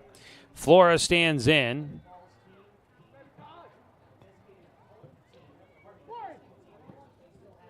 First pitch from the new man, P.J. Safford. In for a strike. Uloa Ford has gone to third base for Max Price.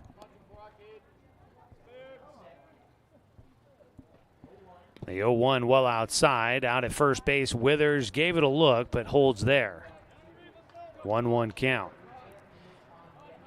I know it's probably haze off in the distance, but it almost just kind of feels like it might start to drizzle at some point. It makes me think of a game I was watching highlights of here recently. It's a ball fouled off by Flora. That one hit off his leg and hung out right underneath him. I guess the other day, it might have been the Corvallis Knights were playing the Bend Elks. It was 90 degrees and it was raining and started hailing. Saw highlights of that one on the TV news as Flora fouls off a pitch. Stays alive with the 1-2. And I just thought, how weird would that be to be in 90-degree weather and have it raining and then hailing? And they were playing through a lot of it there in Bend. Strike 3, breaking ball inside corner. Safford able to get the punch out. He sits down Flora looking. First strikeout for Safford. 2 down. Brings up Drew Camp. Camp 0 for 2 in the ball game, looking to get going here. Drew had a triple in game 1. He finished 1 for 4. He hit one sharply towards short, picked up by Carpenter. He'll go the long route, gets the out at first base, and finishes off things here in the top of the 5th inning. Doc Stewart's with that big lead early, haven't been able to add to it. No runs, 1 hit, no errors, and 1 man left on base. Go to the bottom of the 5th inning, 4-0. Doc Stewart's in front here on 541radio.com and on the Score, 92.3 FM and 1490 AM.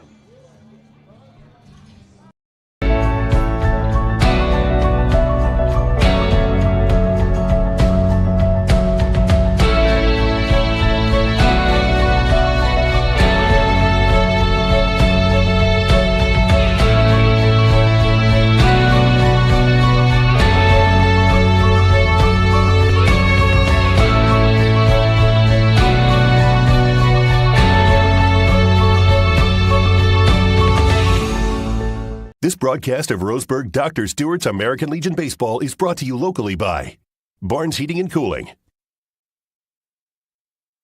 Cascade Community Credit Union, DC Farmers Co-op,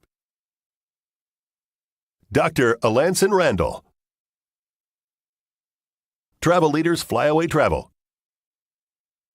Tune in throughout the summer for Dr. Stewart's American Legion Baseball on the Score, 92.3 FM and 1490 AM.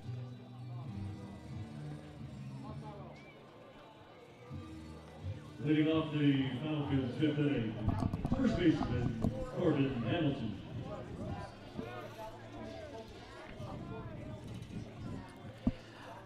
Leadoff man here in the bottom of the fifth for the Klamath Falls Falcons will be Corbin Hamilton.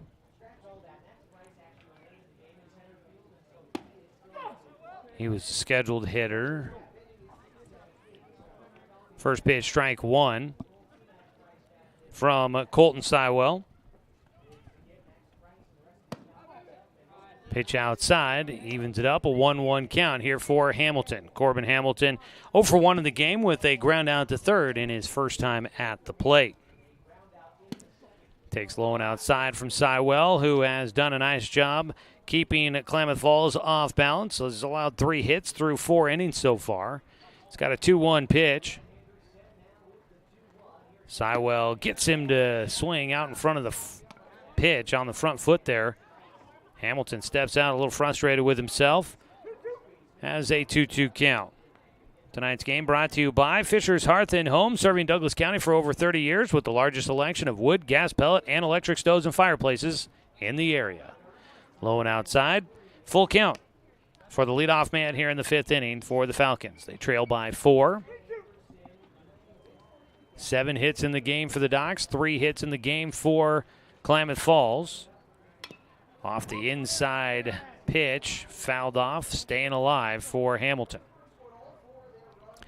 Hamilton, the on-deck hitter is P.J. Safford, and then Ryan Glidden is the third man due up here in this 5th inning. Ball fouled off again. The on-deck hitter, Safford, now the pitcher. The on-deck batter is brought to you by Evergreen Family Medicine. You can expect the unexpected at Evergreen Family Medicine, serving Roseburg, Myrtle Creek, and Tri-City. Excuse me, Roseburg, Myrtle Creek, and Sutherland is what I should say. The 3-2 pitch. Strike 3, got him. Right down the pipe for strike 3. Down looking for Corbin Hamilton. That's the third punch out for Colton Sywell. And P.J. Safford will bat over 1 for 1. He had a single back up the middle. Safford looking to try and help his own cause, see if he can keep his team in this one. First pitch swinging, he grounds one right side. It is a bare hand play for Anderson, but it goes off the glove for Withers. Anderson making a heck of a barehanded play. I don't think it was necessary. He had some time, could have possibly fielded that with the glove and made like a flip play over to first base, but he whipped it over there, and Withers just off the end of his glove. That'll be an error on Withers there. First error in the ballgame for the Doc Stewarts. Safford on base for a second time. So this will bring up Ryan Glidden. He does bat third on the order here in the 5th inning. No changes there. 1 on, 1 away. An 0-1 count for Glidden.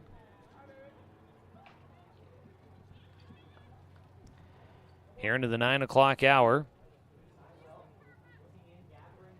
Going to be a late trip back home for the Doc Stewarts tonight. Getting back home after midnight here this evening. The 0-1 pitch is fouled over towards the Doc Stewarts dugout. 0-2 count. Everybody okay over that direction. Things have cooled off here in Klamath Falls. Feels good, though. At least up here in the booth where the heat is rising towards our direction. Down in the stands, might be starting to throw on some long sleeves down there, although everybody still seems to be in shorts and T-shirts. Pitch outside. Looked like the plant foot for Sywell got away from him. Up to second base will go Safford. Wild pitch puts a man in scoring position for Klamath Falls. Out to the mound. Ty Hellenthal will go check in with his pitcher. It looked like as Sywell came down, he just kind of slipped with his foot. Kind of came out from underneath him. He kicks around some dirt out there, which would lead me to believe that'd be correct. 1 ball, 2 strikes with 1 out. Wind continues to blow out here at Kiger. We have not seen a long ball here in Game 2. We saw 2 of them in Game 1. Ryan Glidden at the plate. The 1-2 pitch coming from Sywell. Delivers and gets a swing and a miss for strike 3. That's another punch out for Colton Sywell. That's number 4 on the night. Strikeouts by Docs pitchers are brought to you by Mountain Mike's Pizza. Pizza the way it ought to be.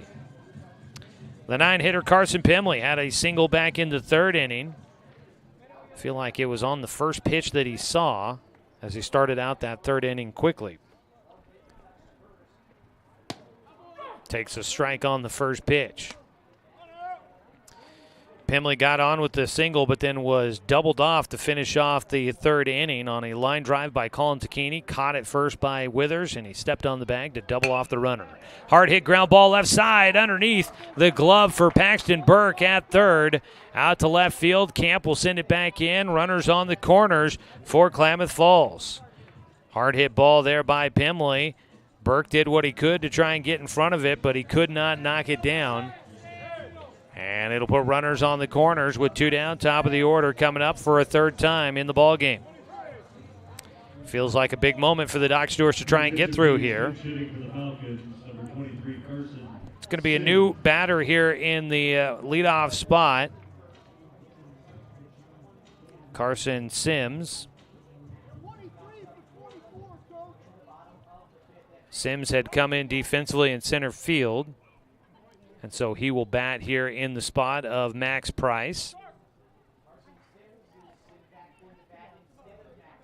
Sims, an opportunity to try and help out the club here with runners on the corners and 2 down. He takes for ball 1.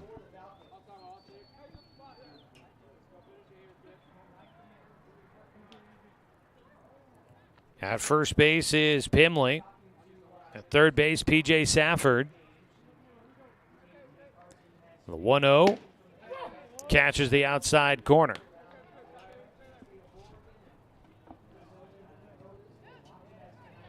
Colton Sywell doesn't sound like he's officially committed anywhere for college baseball as of yet, as a 1-1 pitch comes in. Grounded right side. It'll be playable. No, off the heel of the glove for Anderson. Won't make the play to first. And there is a run across for Klamath Falls. That's an error for the Doc Stewarts. Second one here in the 5th inning. At first base, Carson Pimley, whether intentionally or not, he was kind of in the way of that baseball, but did a good job of putting on the brakes real quick, let the ball go by, then took off for second, and that little bit of interaction on the play might have distracted Logan Anderson just enough for that ball to kick off his glove. Coming in to score, P.J. Safford, and on the board is Klamath Falls. 4-1 our score. Docs with a couple of errors here in the 5th inning. Still leading by 3. But we went to 9 innings in Game 1. I think the Doc Stewarts would very much hope to not have to do that again here in Game 2. Needing one more out to get through things in the 5th. Pitch high, ball 1. Colin Tacchini a single in the 1st inning, then hit a sharp line drive right at Daniel Withers at first in the 3rd inning. Got robbed of a hit. He'll swing through a 1-1 count. So he's been kind of on the screws a little bit here. He had that sharply hit ball at Logan Anderson at second base that just got by, that was ended up ruling a hit, and then hit that sharp one right at Daniel Withers, who was able to react in time. The 1-1 pitch, just high. 2 balls and a strike against Colin Takini. At second base, Carson Pimley. Carson seems at first. Strike catching the outside corner again. The breaking ball tailing away from the right-handed hitter.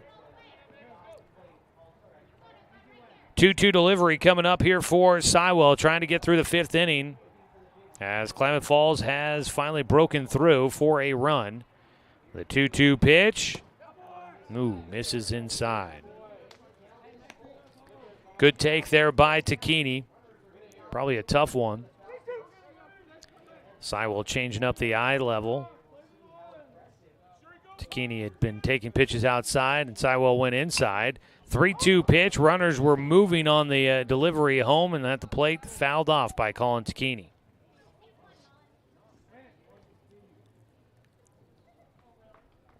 So we'll do the 3-2 pitch once again. Sywell looks for another signal from Hellenthal back behind the plate. They get on the same page. The 3-2 pitch, swung on and missed. Ball in the dirt. Tag applied by Hellenthal for the out. And that wraps up things here in the bottom of the 5th inning. For Klamath Falls, they leave 2 men stranded, but they do get a run across. 4th strikeout in the game for Colton Sywell. We go to the top of the 6th inning. Docs in front 4-1 on 541radio.com and on the score, 92.3 FM and 1490 AM. Looking for a great lunch and great value with endless options for everyone? Then hurry over to Mountain Mike's Pizza for our all-you-can-eat lunch buffet. For one low price, you can choose from a variety of signature and specialty hot and delicious pizzas. Then build your own salad your way with a wide selection of fresh vegetables, toppings, and dressings with as little or as much as you want. Mountain Mike's Weekday Lunch Buffet. It's lunch and salad bar the way it ought to be. This broadcast of Roseburg Dr. Stewart's American Legion Baseball is brought to you locally by Fisher's Hearth and Home, Chuck Swarm and Family Auto Repair, Roseburg Disposal, Southern Septic, Evergreen Family Medicine. Tune in throughout the summer for Dr. Stewart's American Legion Baseball on the score, 92.3 FM and 1490 AM.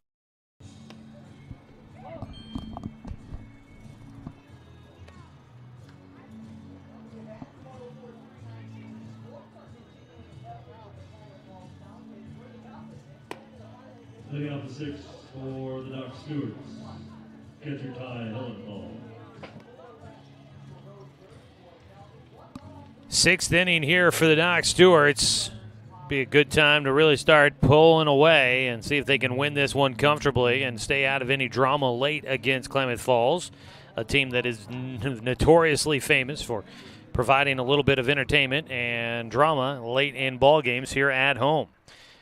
First pitch from P.J. Safford. It bounces at the front of the plate for ball 1 against the leadoff man, Ty Hellenthal. Docs baseball this season here on the score brought to you by TC Farmers Co-op, where everyone is welcome to shop. 1-0 pitch, fouled up. If I had a glove, I'd try to catch it. Instead, it'll be the catcher, Jacoby Takini, that'll make the catch in foul territory. Retires Ty Hellenthal, 1 away. Hellenthal, that snaps a streak of getting on base. He had been on base the first 2 times, a hit and an error. Now he fouls out. So there is 1 away. Literally watch that ball just spinning in front of us, hanging in the air before it came back down into the glove of Jacoby Takini. So 1 out. Ty Haynes will be lifted. New man up to bat will be Brevin Harrison. Harrison was the starting pitcher in game 1. Had a couple of at-bats, hit a solo home run. We'll get a chance to bat here in game 2. He will take a strike to begin his at-bat. See if Harrison can get a hold of another one.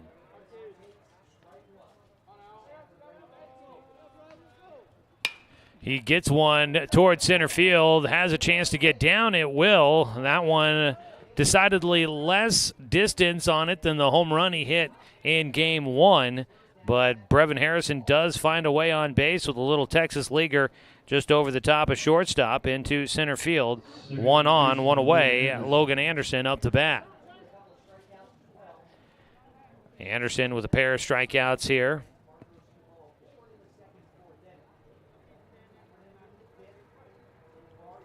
P.J. Safford came in the 5th inning. He's still facing guys for the first time.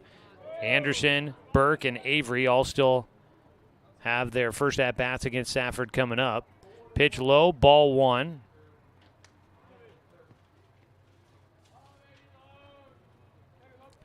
One-0 pitch for Safford. Gets a strike across outer half. Harrison on at first.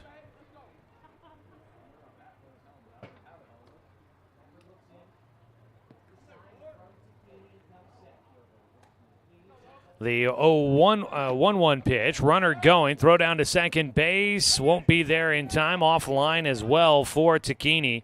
So Brevin Harrison with a stolen base. And it's a 2-1 count at the plate for Logan Anderson.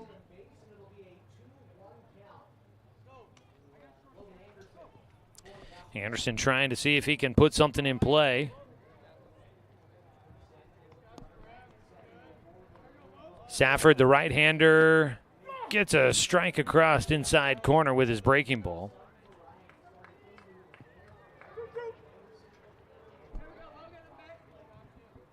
One out. A man in scoring position for the Docs who haven't scored since the first inning. Put 4 runs up in the first thanks to a throwing error that allowed 3 runs to come in. Docs had led 1-0, but then scored 3 more on that error. Anderson fouls away a 2-strike pitch, stays a 2-2 count. Docs jumped out to the 4-0 lead. Klamath Falls got one back in the bottom of the 5th inning to make it a 3-run ball game. 4-1 our score here. Logan Anderson 2-2. Fouls off another one. The battle will continue. We've had some long at-bats here in this series tonight, with some number of foul balls. Battles going on. 2-2 pitch here for Safford. Anderson has his first hit. He lines one to left field. They're going to send around Harrison from second, and Harrison will score on the single by Logan Anderson. RBI there for Logan, and he gets his first hit here in game 2. He drives home Brevin Harrison, and that's another Neal Company Real Estate RBI. If you wish your drive home was taking you to a house with more rooms, a bigger yard, a walk-in closet, or a shop, check out Neal Company Real Estate at nealco.com for the latest listings around Douglas County. Their agents can help you score the home of your dreams. First pitch swinging for Paxton Burke. That one skies out to left field. It is caught. 2 down. Still at first base will be Anderson. Shortstop Brooks Avery. Brooks Avery up to bat. He is 1 for 3 with a double back in the first inning. And he scored the first run of the game for the Docs.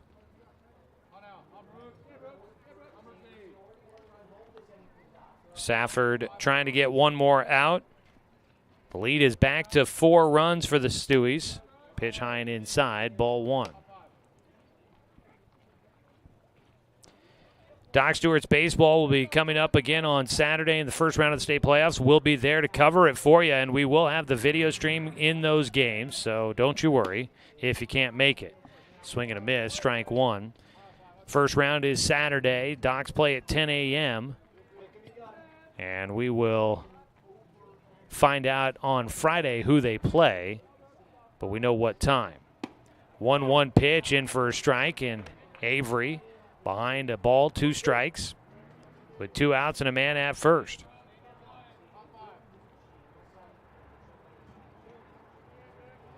The 1-2 pitch from Safford, running at first, goes Anderson. The ball gets by the catcher, and Anderson's going to try to take third as well. The throw, not in time. Logan Anderson gets 2 bases. He'll steal second, and then on the wild pitch gets third. All on one play. And the Doc Stewarts, just like that, have a 2-2 count at the plate for Brooks Avery and a man at third. 2 outs. Safford, 2-2 delivery, fouled off again. The playoff picture is set in Area 4. Eugene, the host team, is in. Docs get the automatic qualifying bid. The 2-2 pitch in the air towards center, not very deep, coming in. Catch is made, and that'll finish off the 6th inning for the Doc Stewarts. We'll run through that Area 4 standings for you coming up in the bottom of the 6th inning. 1 run comes in for the Docs on 2 hits. There were no errors and 1 man left on base. We will head to the bottom of the 6th inning, 5-1. Doc Stewart's in front here on 541radio.com and on the score, 92.3 FM and 1490 AM. Cast of Roseburg Dr. Stewart's American Legion Baseball is brought to you locally by MSK True Value, DR Johnson Lumber, and Umpqua Valley Fire Services. Turn your home into your dream sanctuary with help from Douglas County Farmers Co-op. For over 100 years, we've carried everything you need to keep your garden and crops green and growing, including a large selection of soil mixes, composts, fertilizers, and other soil amendments. You'll also find stones, boulders, gravel, and more to add structure and diversity to your yard. Stop by or shop at DouglasCountyFarmersCoop.com. Hold on to your taste buds because the heat is on. Introducing Mountain Mike's new jalapeno nut nuts. For limited time, they're just $5.99. Order online or on our app for dine-in, carry-out, or delivery.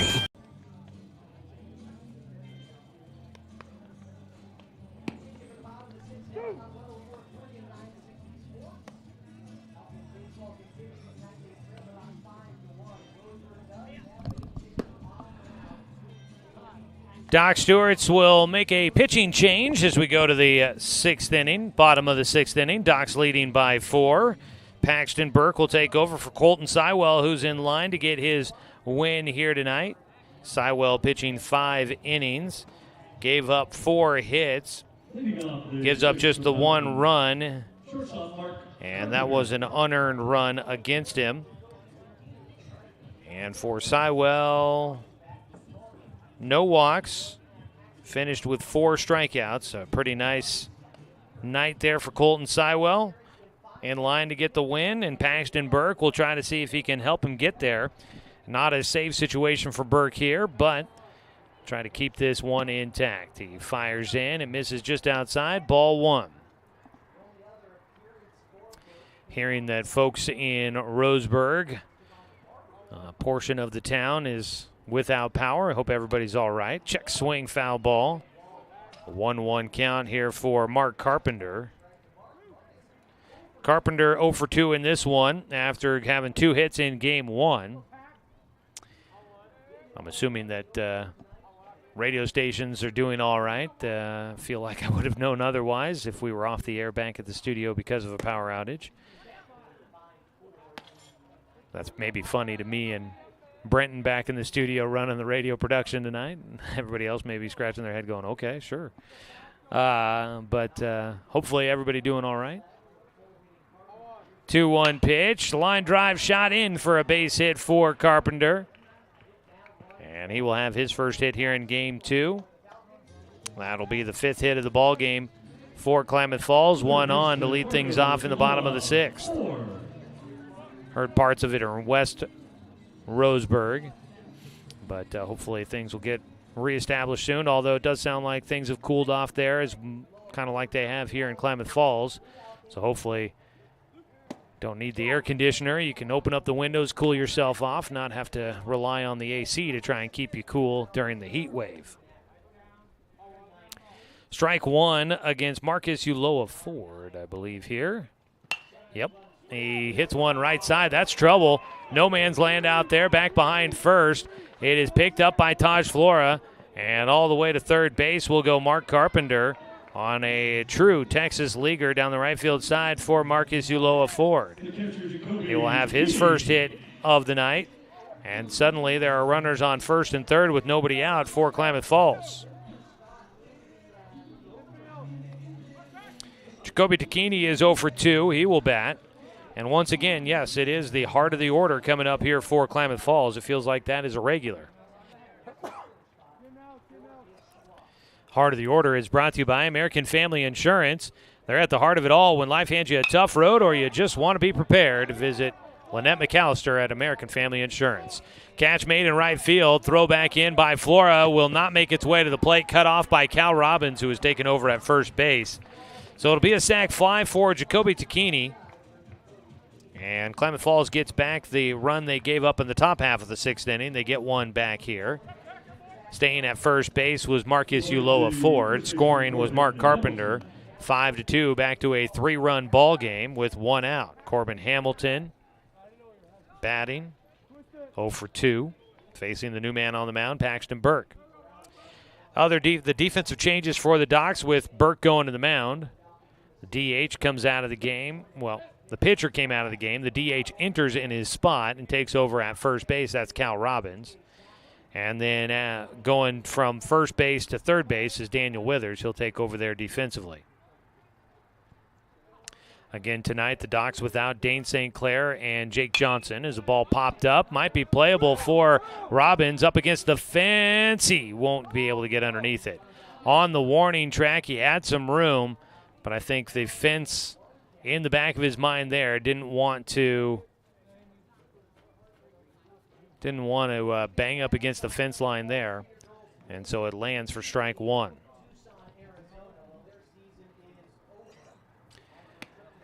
So a 1-1 count here for Corbin Hamilton. Again, Withers at third, Robbins at first.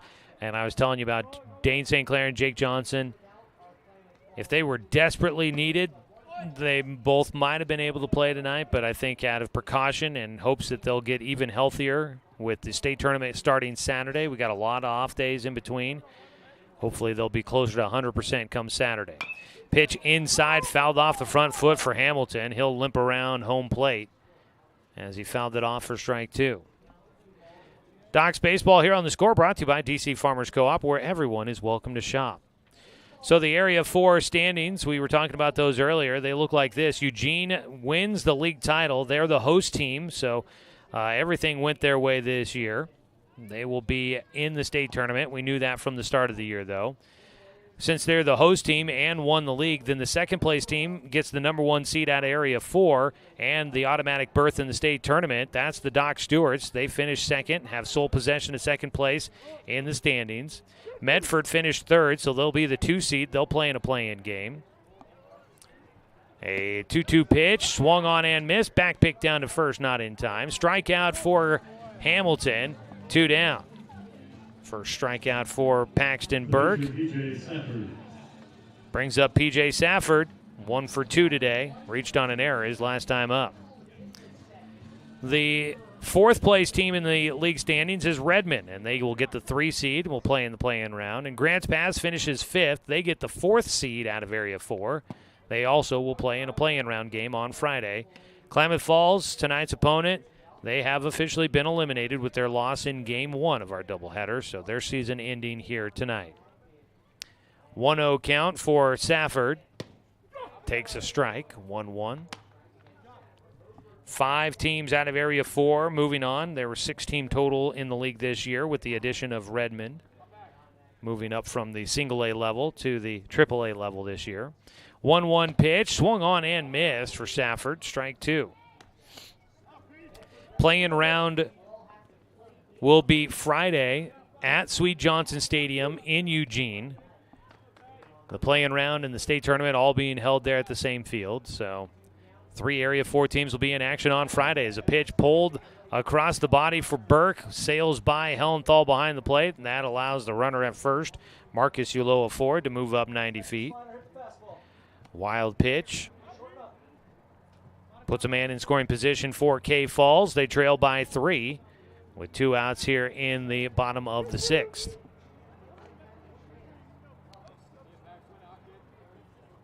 Two-two pitch.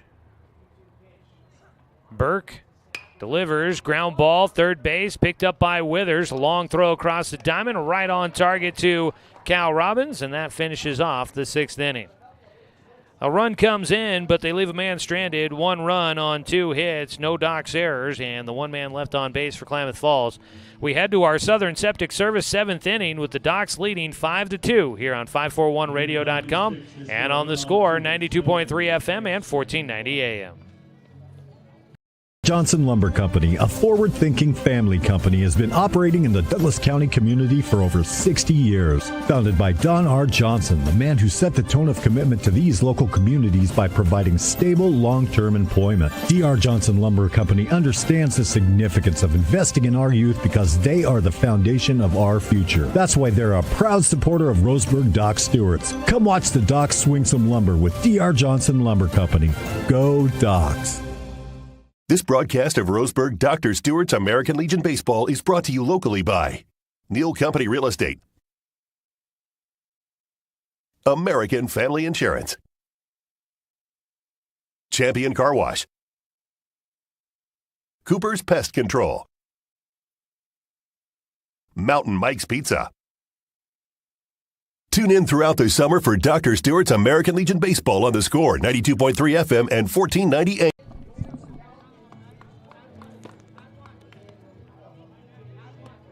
Here, attention please, we have some changes for the Falcons. Now playing at first base is Dylan DeYoung. And now on the mound for Klamath Falls, wearing number 6, right-hander Corbin Hamilton. Welcome you back here to Kiger Stadium in Klamath Falls for the Southern Septic Service 7th inning. Nobody sticks their nose in Southern Septic Service's business. Get a free no-obligation estimate today for all your septic, grease trap, and portable toilet needs. Visit SouthernSepticServiceInc.com. Be a new man on the mound for Klamath Falls as we welcome you back. Docs Baseball brought to you by Cascade Community Credit Union, belong to Douglas County. Corbin Hamilton moves from first base to the mound to take over for P.J. Safford, who goes 2 innings, gave up 1 run on 3 hits, no walks, and 1 strikeout. He will exit here. It's Marcus Uloa Ford that's on the hook for the loss if the score stays the way it is. Corbin Hamilton will try to keep it a 3-run deficit and give his team the best chance going to the bottom of the 7th inning. Up to bat is Cal Robbins, now the first baseman for the Doc Stewarts. P.J. Safford pitched those 2 innings. He faced 9 batters total. Cal Robbins was the first man to face Safford when he took over for Uloa Ford, and he'll be the first man to face the new pitcher once again. The 0-1 pitch, hit right side, goes off the end of the glove for DeYoung, the new first baseman. He couldn't get the leather in front of that one, just off the tip of the glove. Base hit for Cal Robbins. He has another one here in tonight's Game 2 of the doubleheader. Robbins had a couple of hits, 2 doubles in Game 1, so a nice night for him with multi-hit game in both contests. He's on safely. First pitch, going right side again, and it'll get into right field off the bat of Daniel Withers. Robbins looking to go all the way to third. The throw cut off on the infield. Diving back into first goes Wither. And the Doc Stewarts will have runners at first and third with nobody out here in the 7th. Back-to-back hits, and Daniel Withers, how about this? 4 for 4 in the contest with 4 singles. He also was 1 for 3 in Game 1 with a walk, and he is having a good night at the plate for the Stewies. And he's gone to every field, it looks like. Up the middle, to left field, to right field. He is doing a nice job spraying the ball. Taj Flora takes strike 1 to begin his at-bat. Flora 0 for 2 in this one. Has a chance to add some insurance runs for the Doc Stewarts here in the 7th. Hamilton fires in another strike. 0-2 count.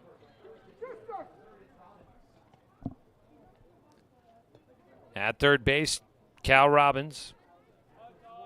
Daniel Withers at first. The 0-2 pitch. Foul tipped into the glove for strike 3. Down on strikes goes Flora. And that'll be the 8th strikeout in the ballgame for the Docs batters. First for Corbin Hamilton. One away with runners on the corners. Drew Camp, lefty, will stand in 0 for 3. Had a triple late in game 1. That was his 3rd at-bat. This will be his 4th at-bat here. So we'll see if late in this one he's able to get around on one and try and do some damage again. 1-0 count to start for him here in the top of the 7th inning. Docs in front 5-2. Strike outside corner.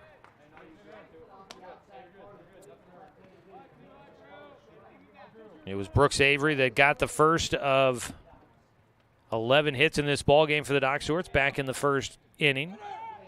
Runner going, pitch outside, throw goes down to second. In just ahead of the tag is Daniel Withers.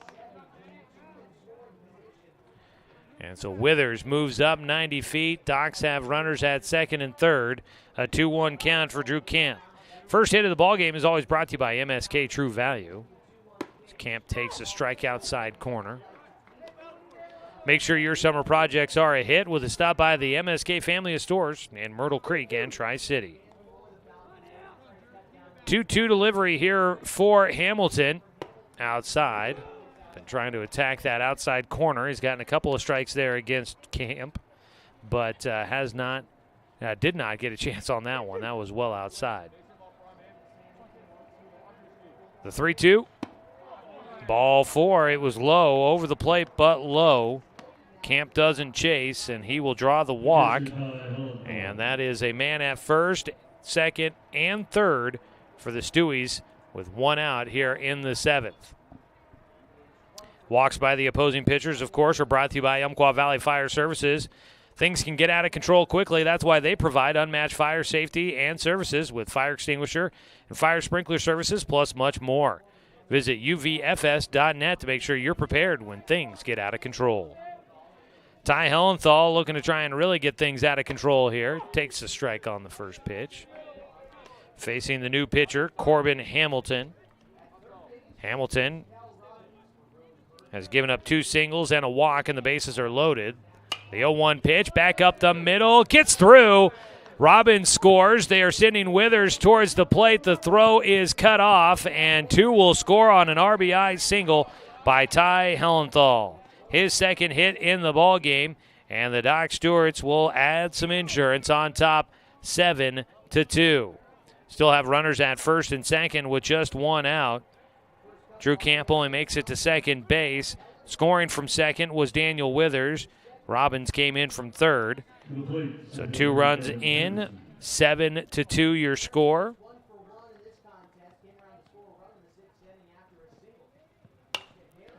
That was the 12th hit here in the ballgame for the Stewies. First pitch fouled off by Brevin Harrison, who will have his 2nd at-bat of the night here in Game 2. Had a single and scored a run in the 6th inning. Came in as a pinch hitter for Ty Haynes back in the 6th inning. He swings through, and he's down. No balls, 2 strikes. With just 1 out, Doc Stewart's looking to continue to stretch this one out.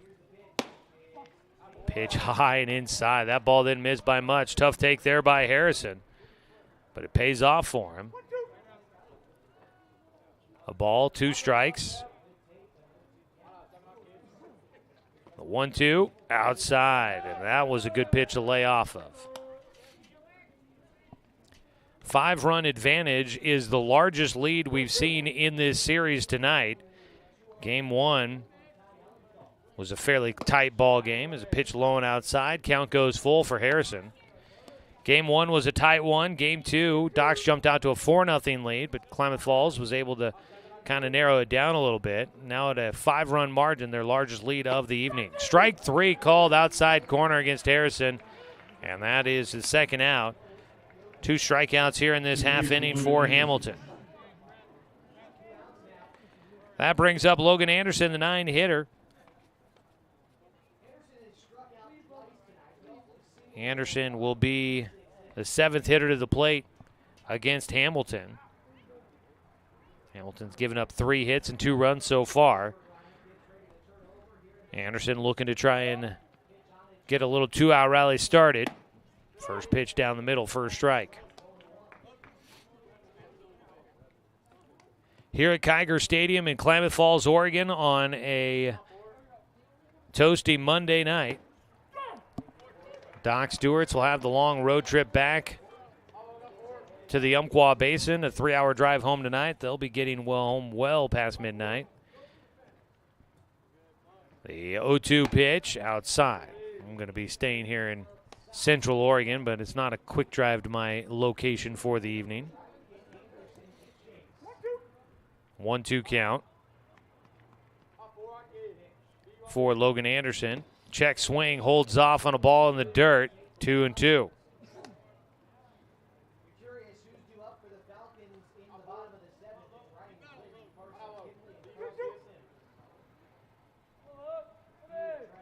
Two balls, 2 strikes. Anderson, line drive center field, drops in, heading around third, heading for home, comes Camp, the throw offline, he scores. Everybody else looking to move up. They make the long throw to second. It won't be there in time. And the Docs keep things rolling here in the 7th. They add another insurance run up 8-2 on a single by Anderson. His second RBI single on the night. And that'll put him at second base after the throw to the plate. He advances 90 feet. Going first to third is Hellenthal. He advanced an extra 90 feet on the throw home. Scoring was Drew Camp. So you've got runners at second and third, 2 down, another run in on the 13th hit of the evening for the Stewies. High and away for Paxton Burke, who's now the pitcher for the Docs. 25 hits on the night for the Doc Stewarts. Outside, 2-0 count.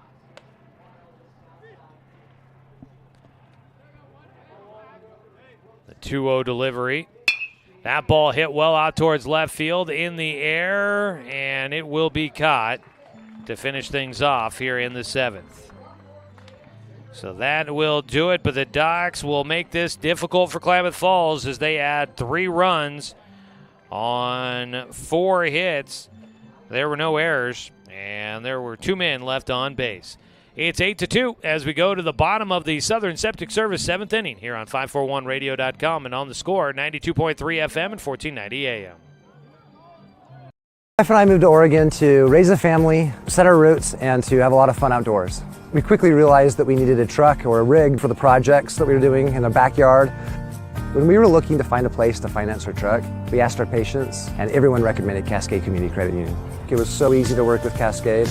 Everything was done via email, phone, and we didn't even need to go in. I can't wait to finish up the projects in the backyard, go on more adventures in our truck with our boys, and I look forward to working with Cascade again in the future. Brook Communications radio stations have joined forces with the News Review and Lotus Web Services, announcing the Lotus Media Group, a multimedia enterprise. Web, broadcast, print. Make it happen with LotusMediaGroupLLC.com.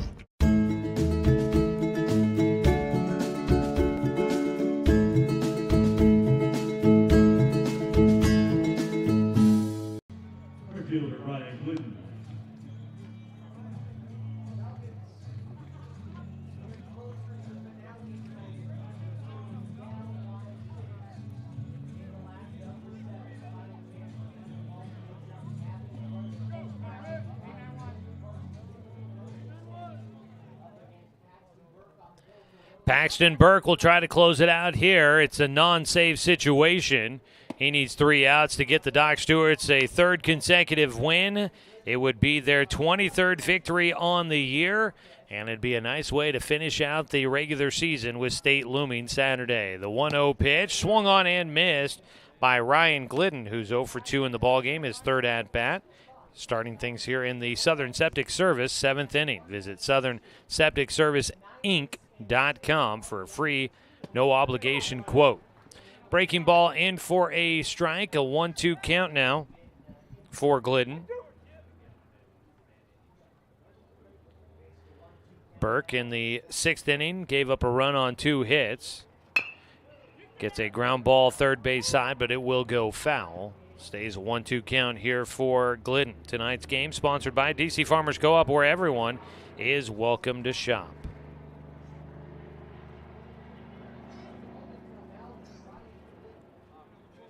Nobody out here as we start this 7th inning. Final at-bats of the season for the Falcons.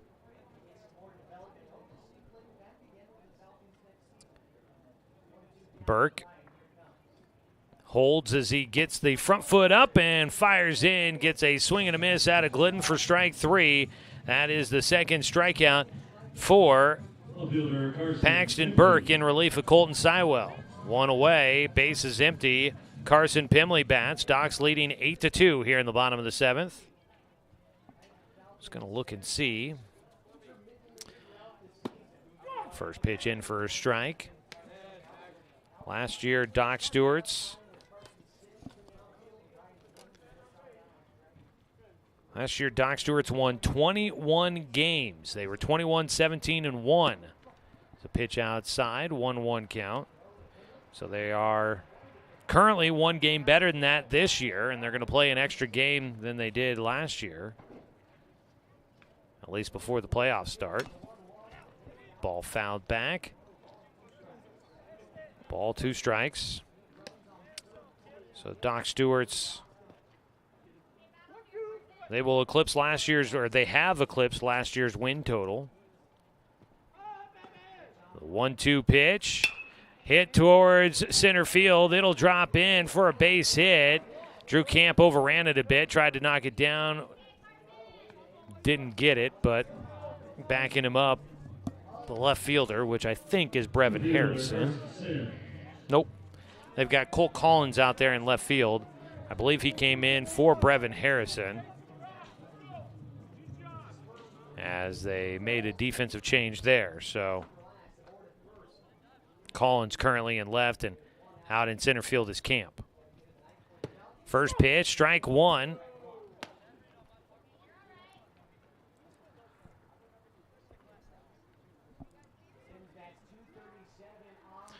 With Carson Pimley on at first. Pickoff throw down to first base. Not in time, 1-1 count. Pimley 3 hits in this ballgame. He has been a tough out in that 9 spot. Up the bat here is Carson Sims. Took over in the leadoff spot for Max Price. He swings through for strike 2. 1-2 count with 1 out and 1 on.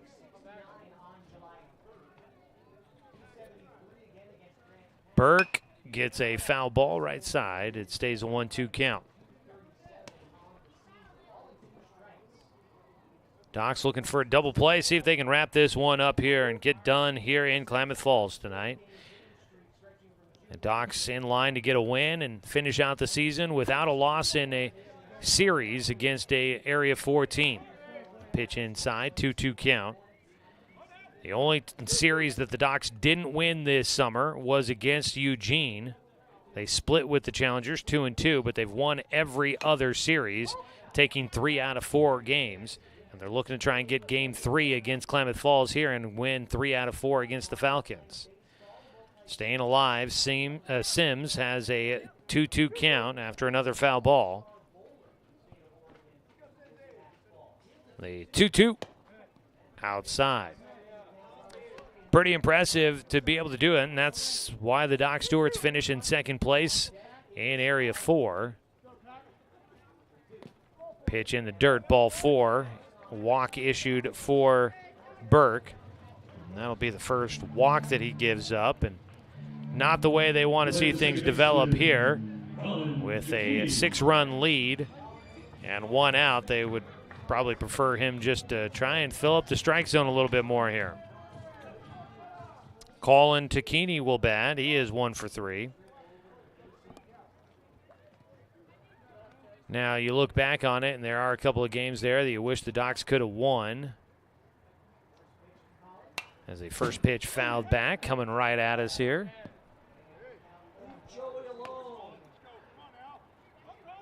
That ball fouled back just to the right of us here.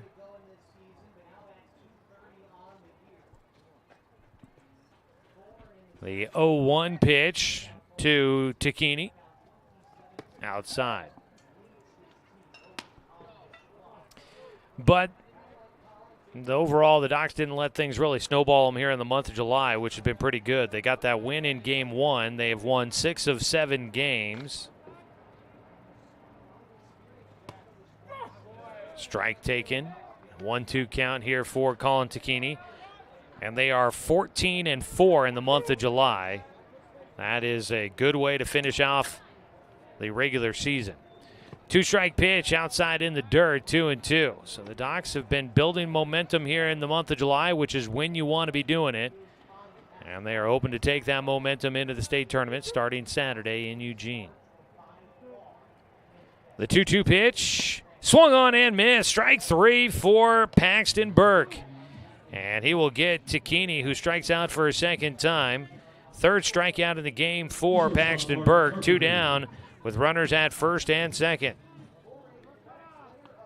Third strikeout for Burke. That's 7 strikeouts total for the Docs pitching staff here in Game 2. It'll bring up Mark Carpenter.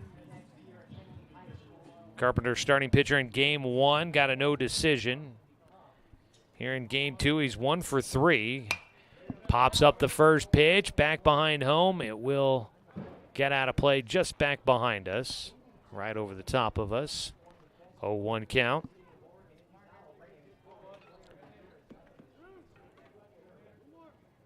Out at second base is Carson Pimley, who's 3 for 3. He's in scoring position for a second time. There's another strike across against Carpenter. But he has been in scoring position twice and has never come around to score. He's in danger of getting left there again. Out at first base is Sims. 0-2 count for Burke. Trying to wrap it up here. His 0-2 delivery. Fouled back again by Carpenter. Carpenter, I can't see his face, but the on-deck hitter, Marcus Ulloa Ford, had a big smile on his, so hopefully the two are smiling at each other. Carpenter battling off that pitch, trying to see if he can do something big here in his final at-bat of the season. He takes outside, a 1-2 count.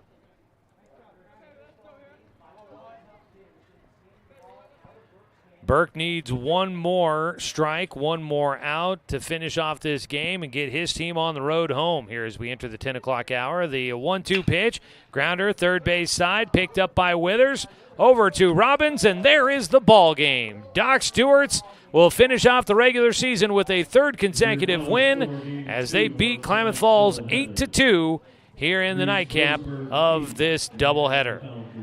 That will wrap up the regular season as the Doc Stewarts will finish Area 4 league play with a 14-6 record, and they are 23-16-1 overall. What a season it's been, and hopefully it's just the start of some magical stuff with the state tournament looming in the not-too-distant future.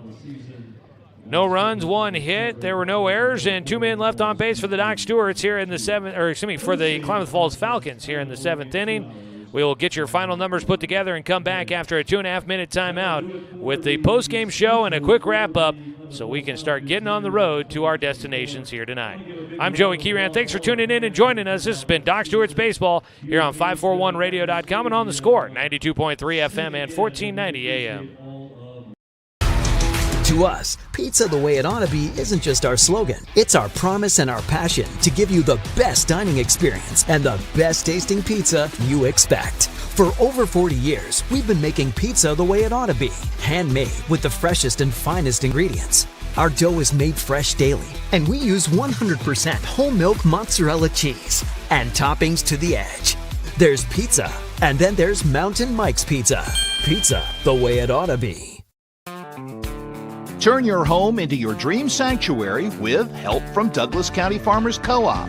For over 100 years, we've carried everything you need to keep your garden and crops green and growing, including a large selection of soil mixes, composts, fertilizers, and other soil amendments. You'll also find stones, boulders, gravel, and more to add structure and diversity to your yard. Stop by or shop at DouglasCountyFarmersCoop.com.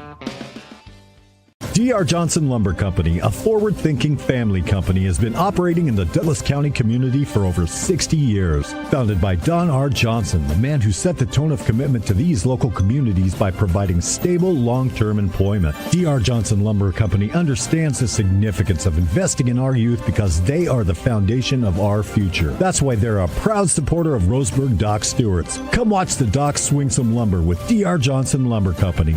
Go Docks! My wife and I moved to Oregon to raise a family, set our roots, and to have a lot of fun outdoors. We quickly realized that we needed a truck or a rig for the projects that we were doing in the backyard. When we were looking to find a place to finance our truck, we asked our patients, and everyone recommended Cascade Community Credit Union. It was so easy to work with Cascade. Everything was done via email, phone, and we didn't even need to go in.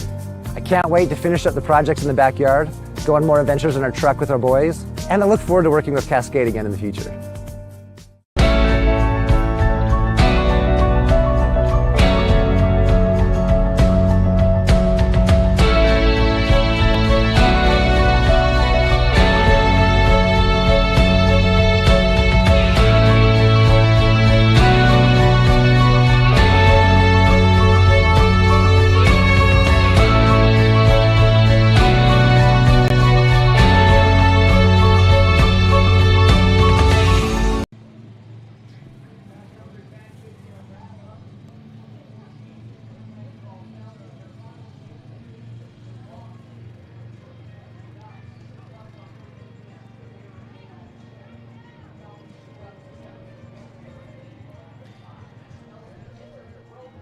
The regular season has come to an end in Area 4, and the postseason looms at the end of this week. Play-in round games begin on Friday in Eugene. The AAA American Legion Baseball State Tournament starts on Saturday at North Eugene High School's Sweet Johnson Stadium. Looking forward to that. As we know now, the Dock Stewarts will be in the first round of the state tournament automatically. That was the result after Game 1's win, and they get a sweep here against the Klamath Falls Falcons to finish off the season on a 3-game winning streak. Your Roseburg Dr. Stewarts improved to 23-16-1. They finished 14-6 in Area 4. With 2 wins, Eugene was 17-3. So the Dock Stewarts will finish out 3 games behind first place Eugene in second. But they have sole possession of second place, and they can carry some momentum going into the state tournament starting Saturday. Looking at your D.R. Johnson Lumber Company final scoreboard update here. D.R. Johnson making lumber since 1951. For the Docks, 8 runs, 13 hits, 2 errors, and 8 men left on base. Klamath Falls, 2 runs on 7 hits, 1 error, and 7 men left on base. Docks jumped out to a 4-0 lead in the first. Klamath Falls got a run back in the 5th. Docks got that run back in the 6th, led 5-1. Klamath Falls got a run back in the bottom of the 6th inning, cut it back down to a 3-run deficit, but then the Docks would put 3 runs up in the top of the 7th inning and stretch it out for the final 8-2 victory here today. Klamath Falls falls to 10-27 on the year. They go 4-16 in Area 4. Getting the win, Colton Sywell pitched 5 innings to pick up the victory. Does not allow an earned run, 4 hits, no walks, 4 strikeouts. Marcus Uloa Ford takes the loss in this one. Dock Stewarts with 13 hits in the ball game. Paxton Burke had a hit, goes 1 for 4. Brooks Avery was 1 for 4 with a double.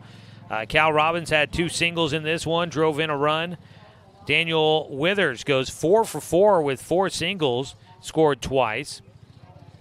And then, let's see here, Ty Hellenthal goes 2 for 4 with a pair of singles. Brevin Harrison came in middle of the game as a defensive replacement. He goes 1 for 2 with a single. And Logan Anderson, 2 for 4 with a pair of singles and 2 runs driven in. For Klamath Falls, you had Colin Tacchini with a single. Mark Carpenter with a single. Marcus Uloa Ford had a single. Let's see here. P.J. Safford had a single in this one, and Carson Pimley was 3 for 3 at the bottom of the order. We're going to try to wrap it up there quick so we can start getting our way on the road home.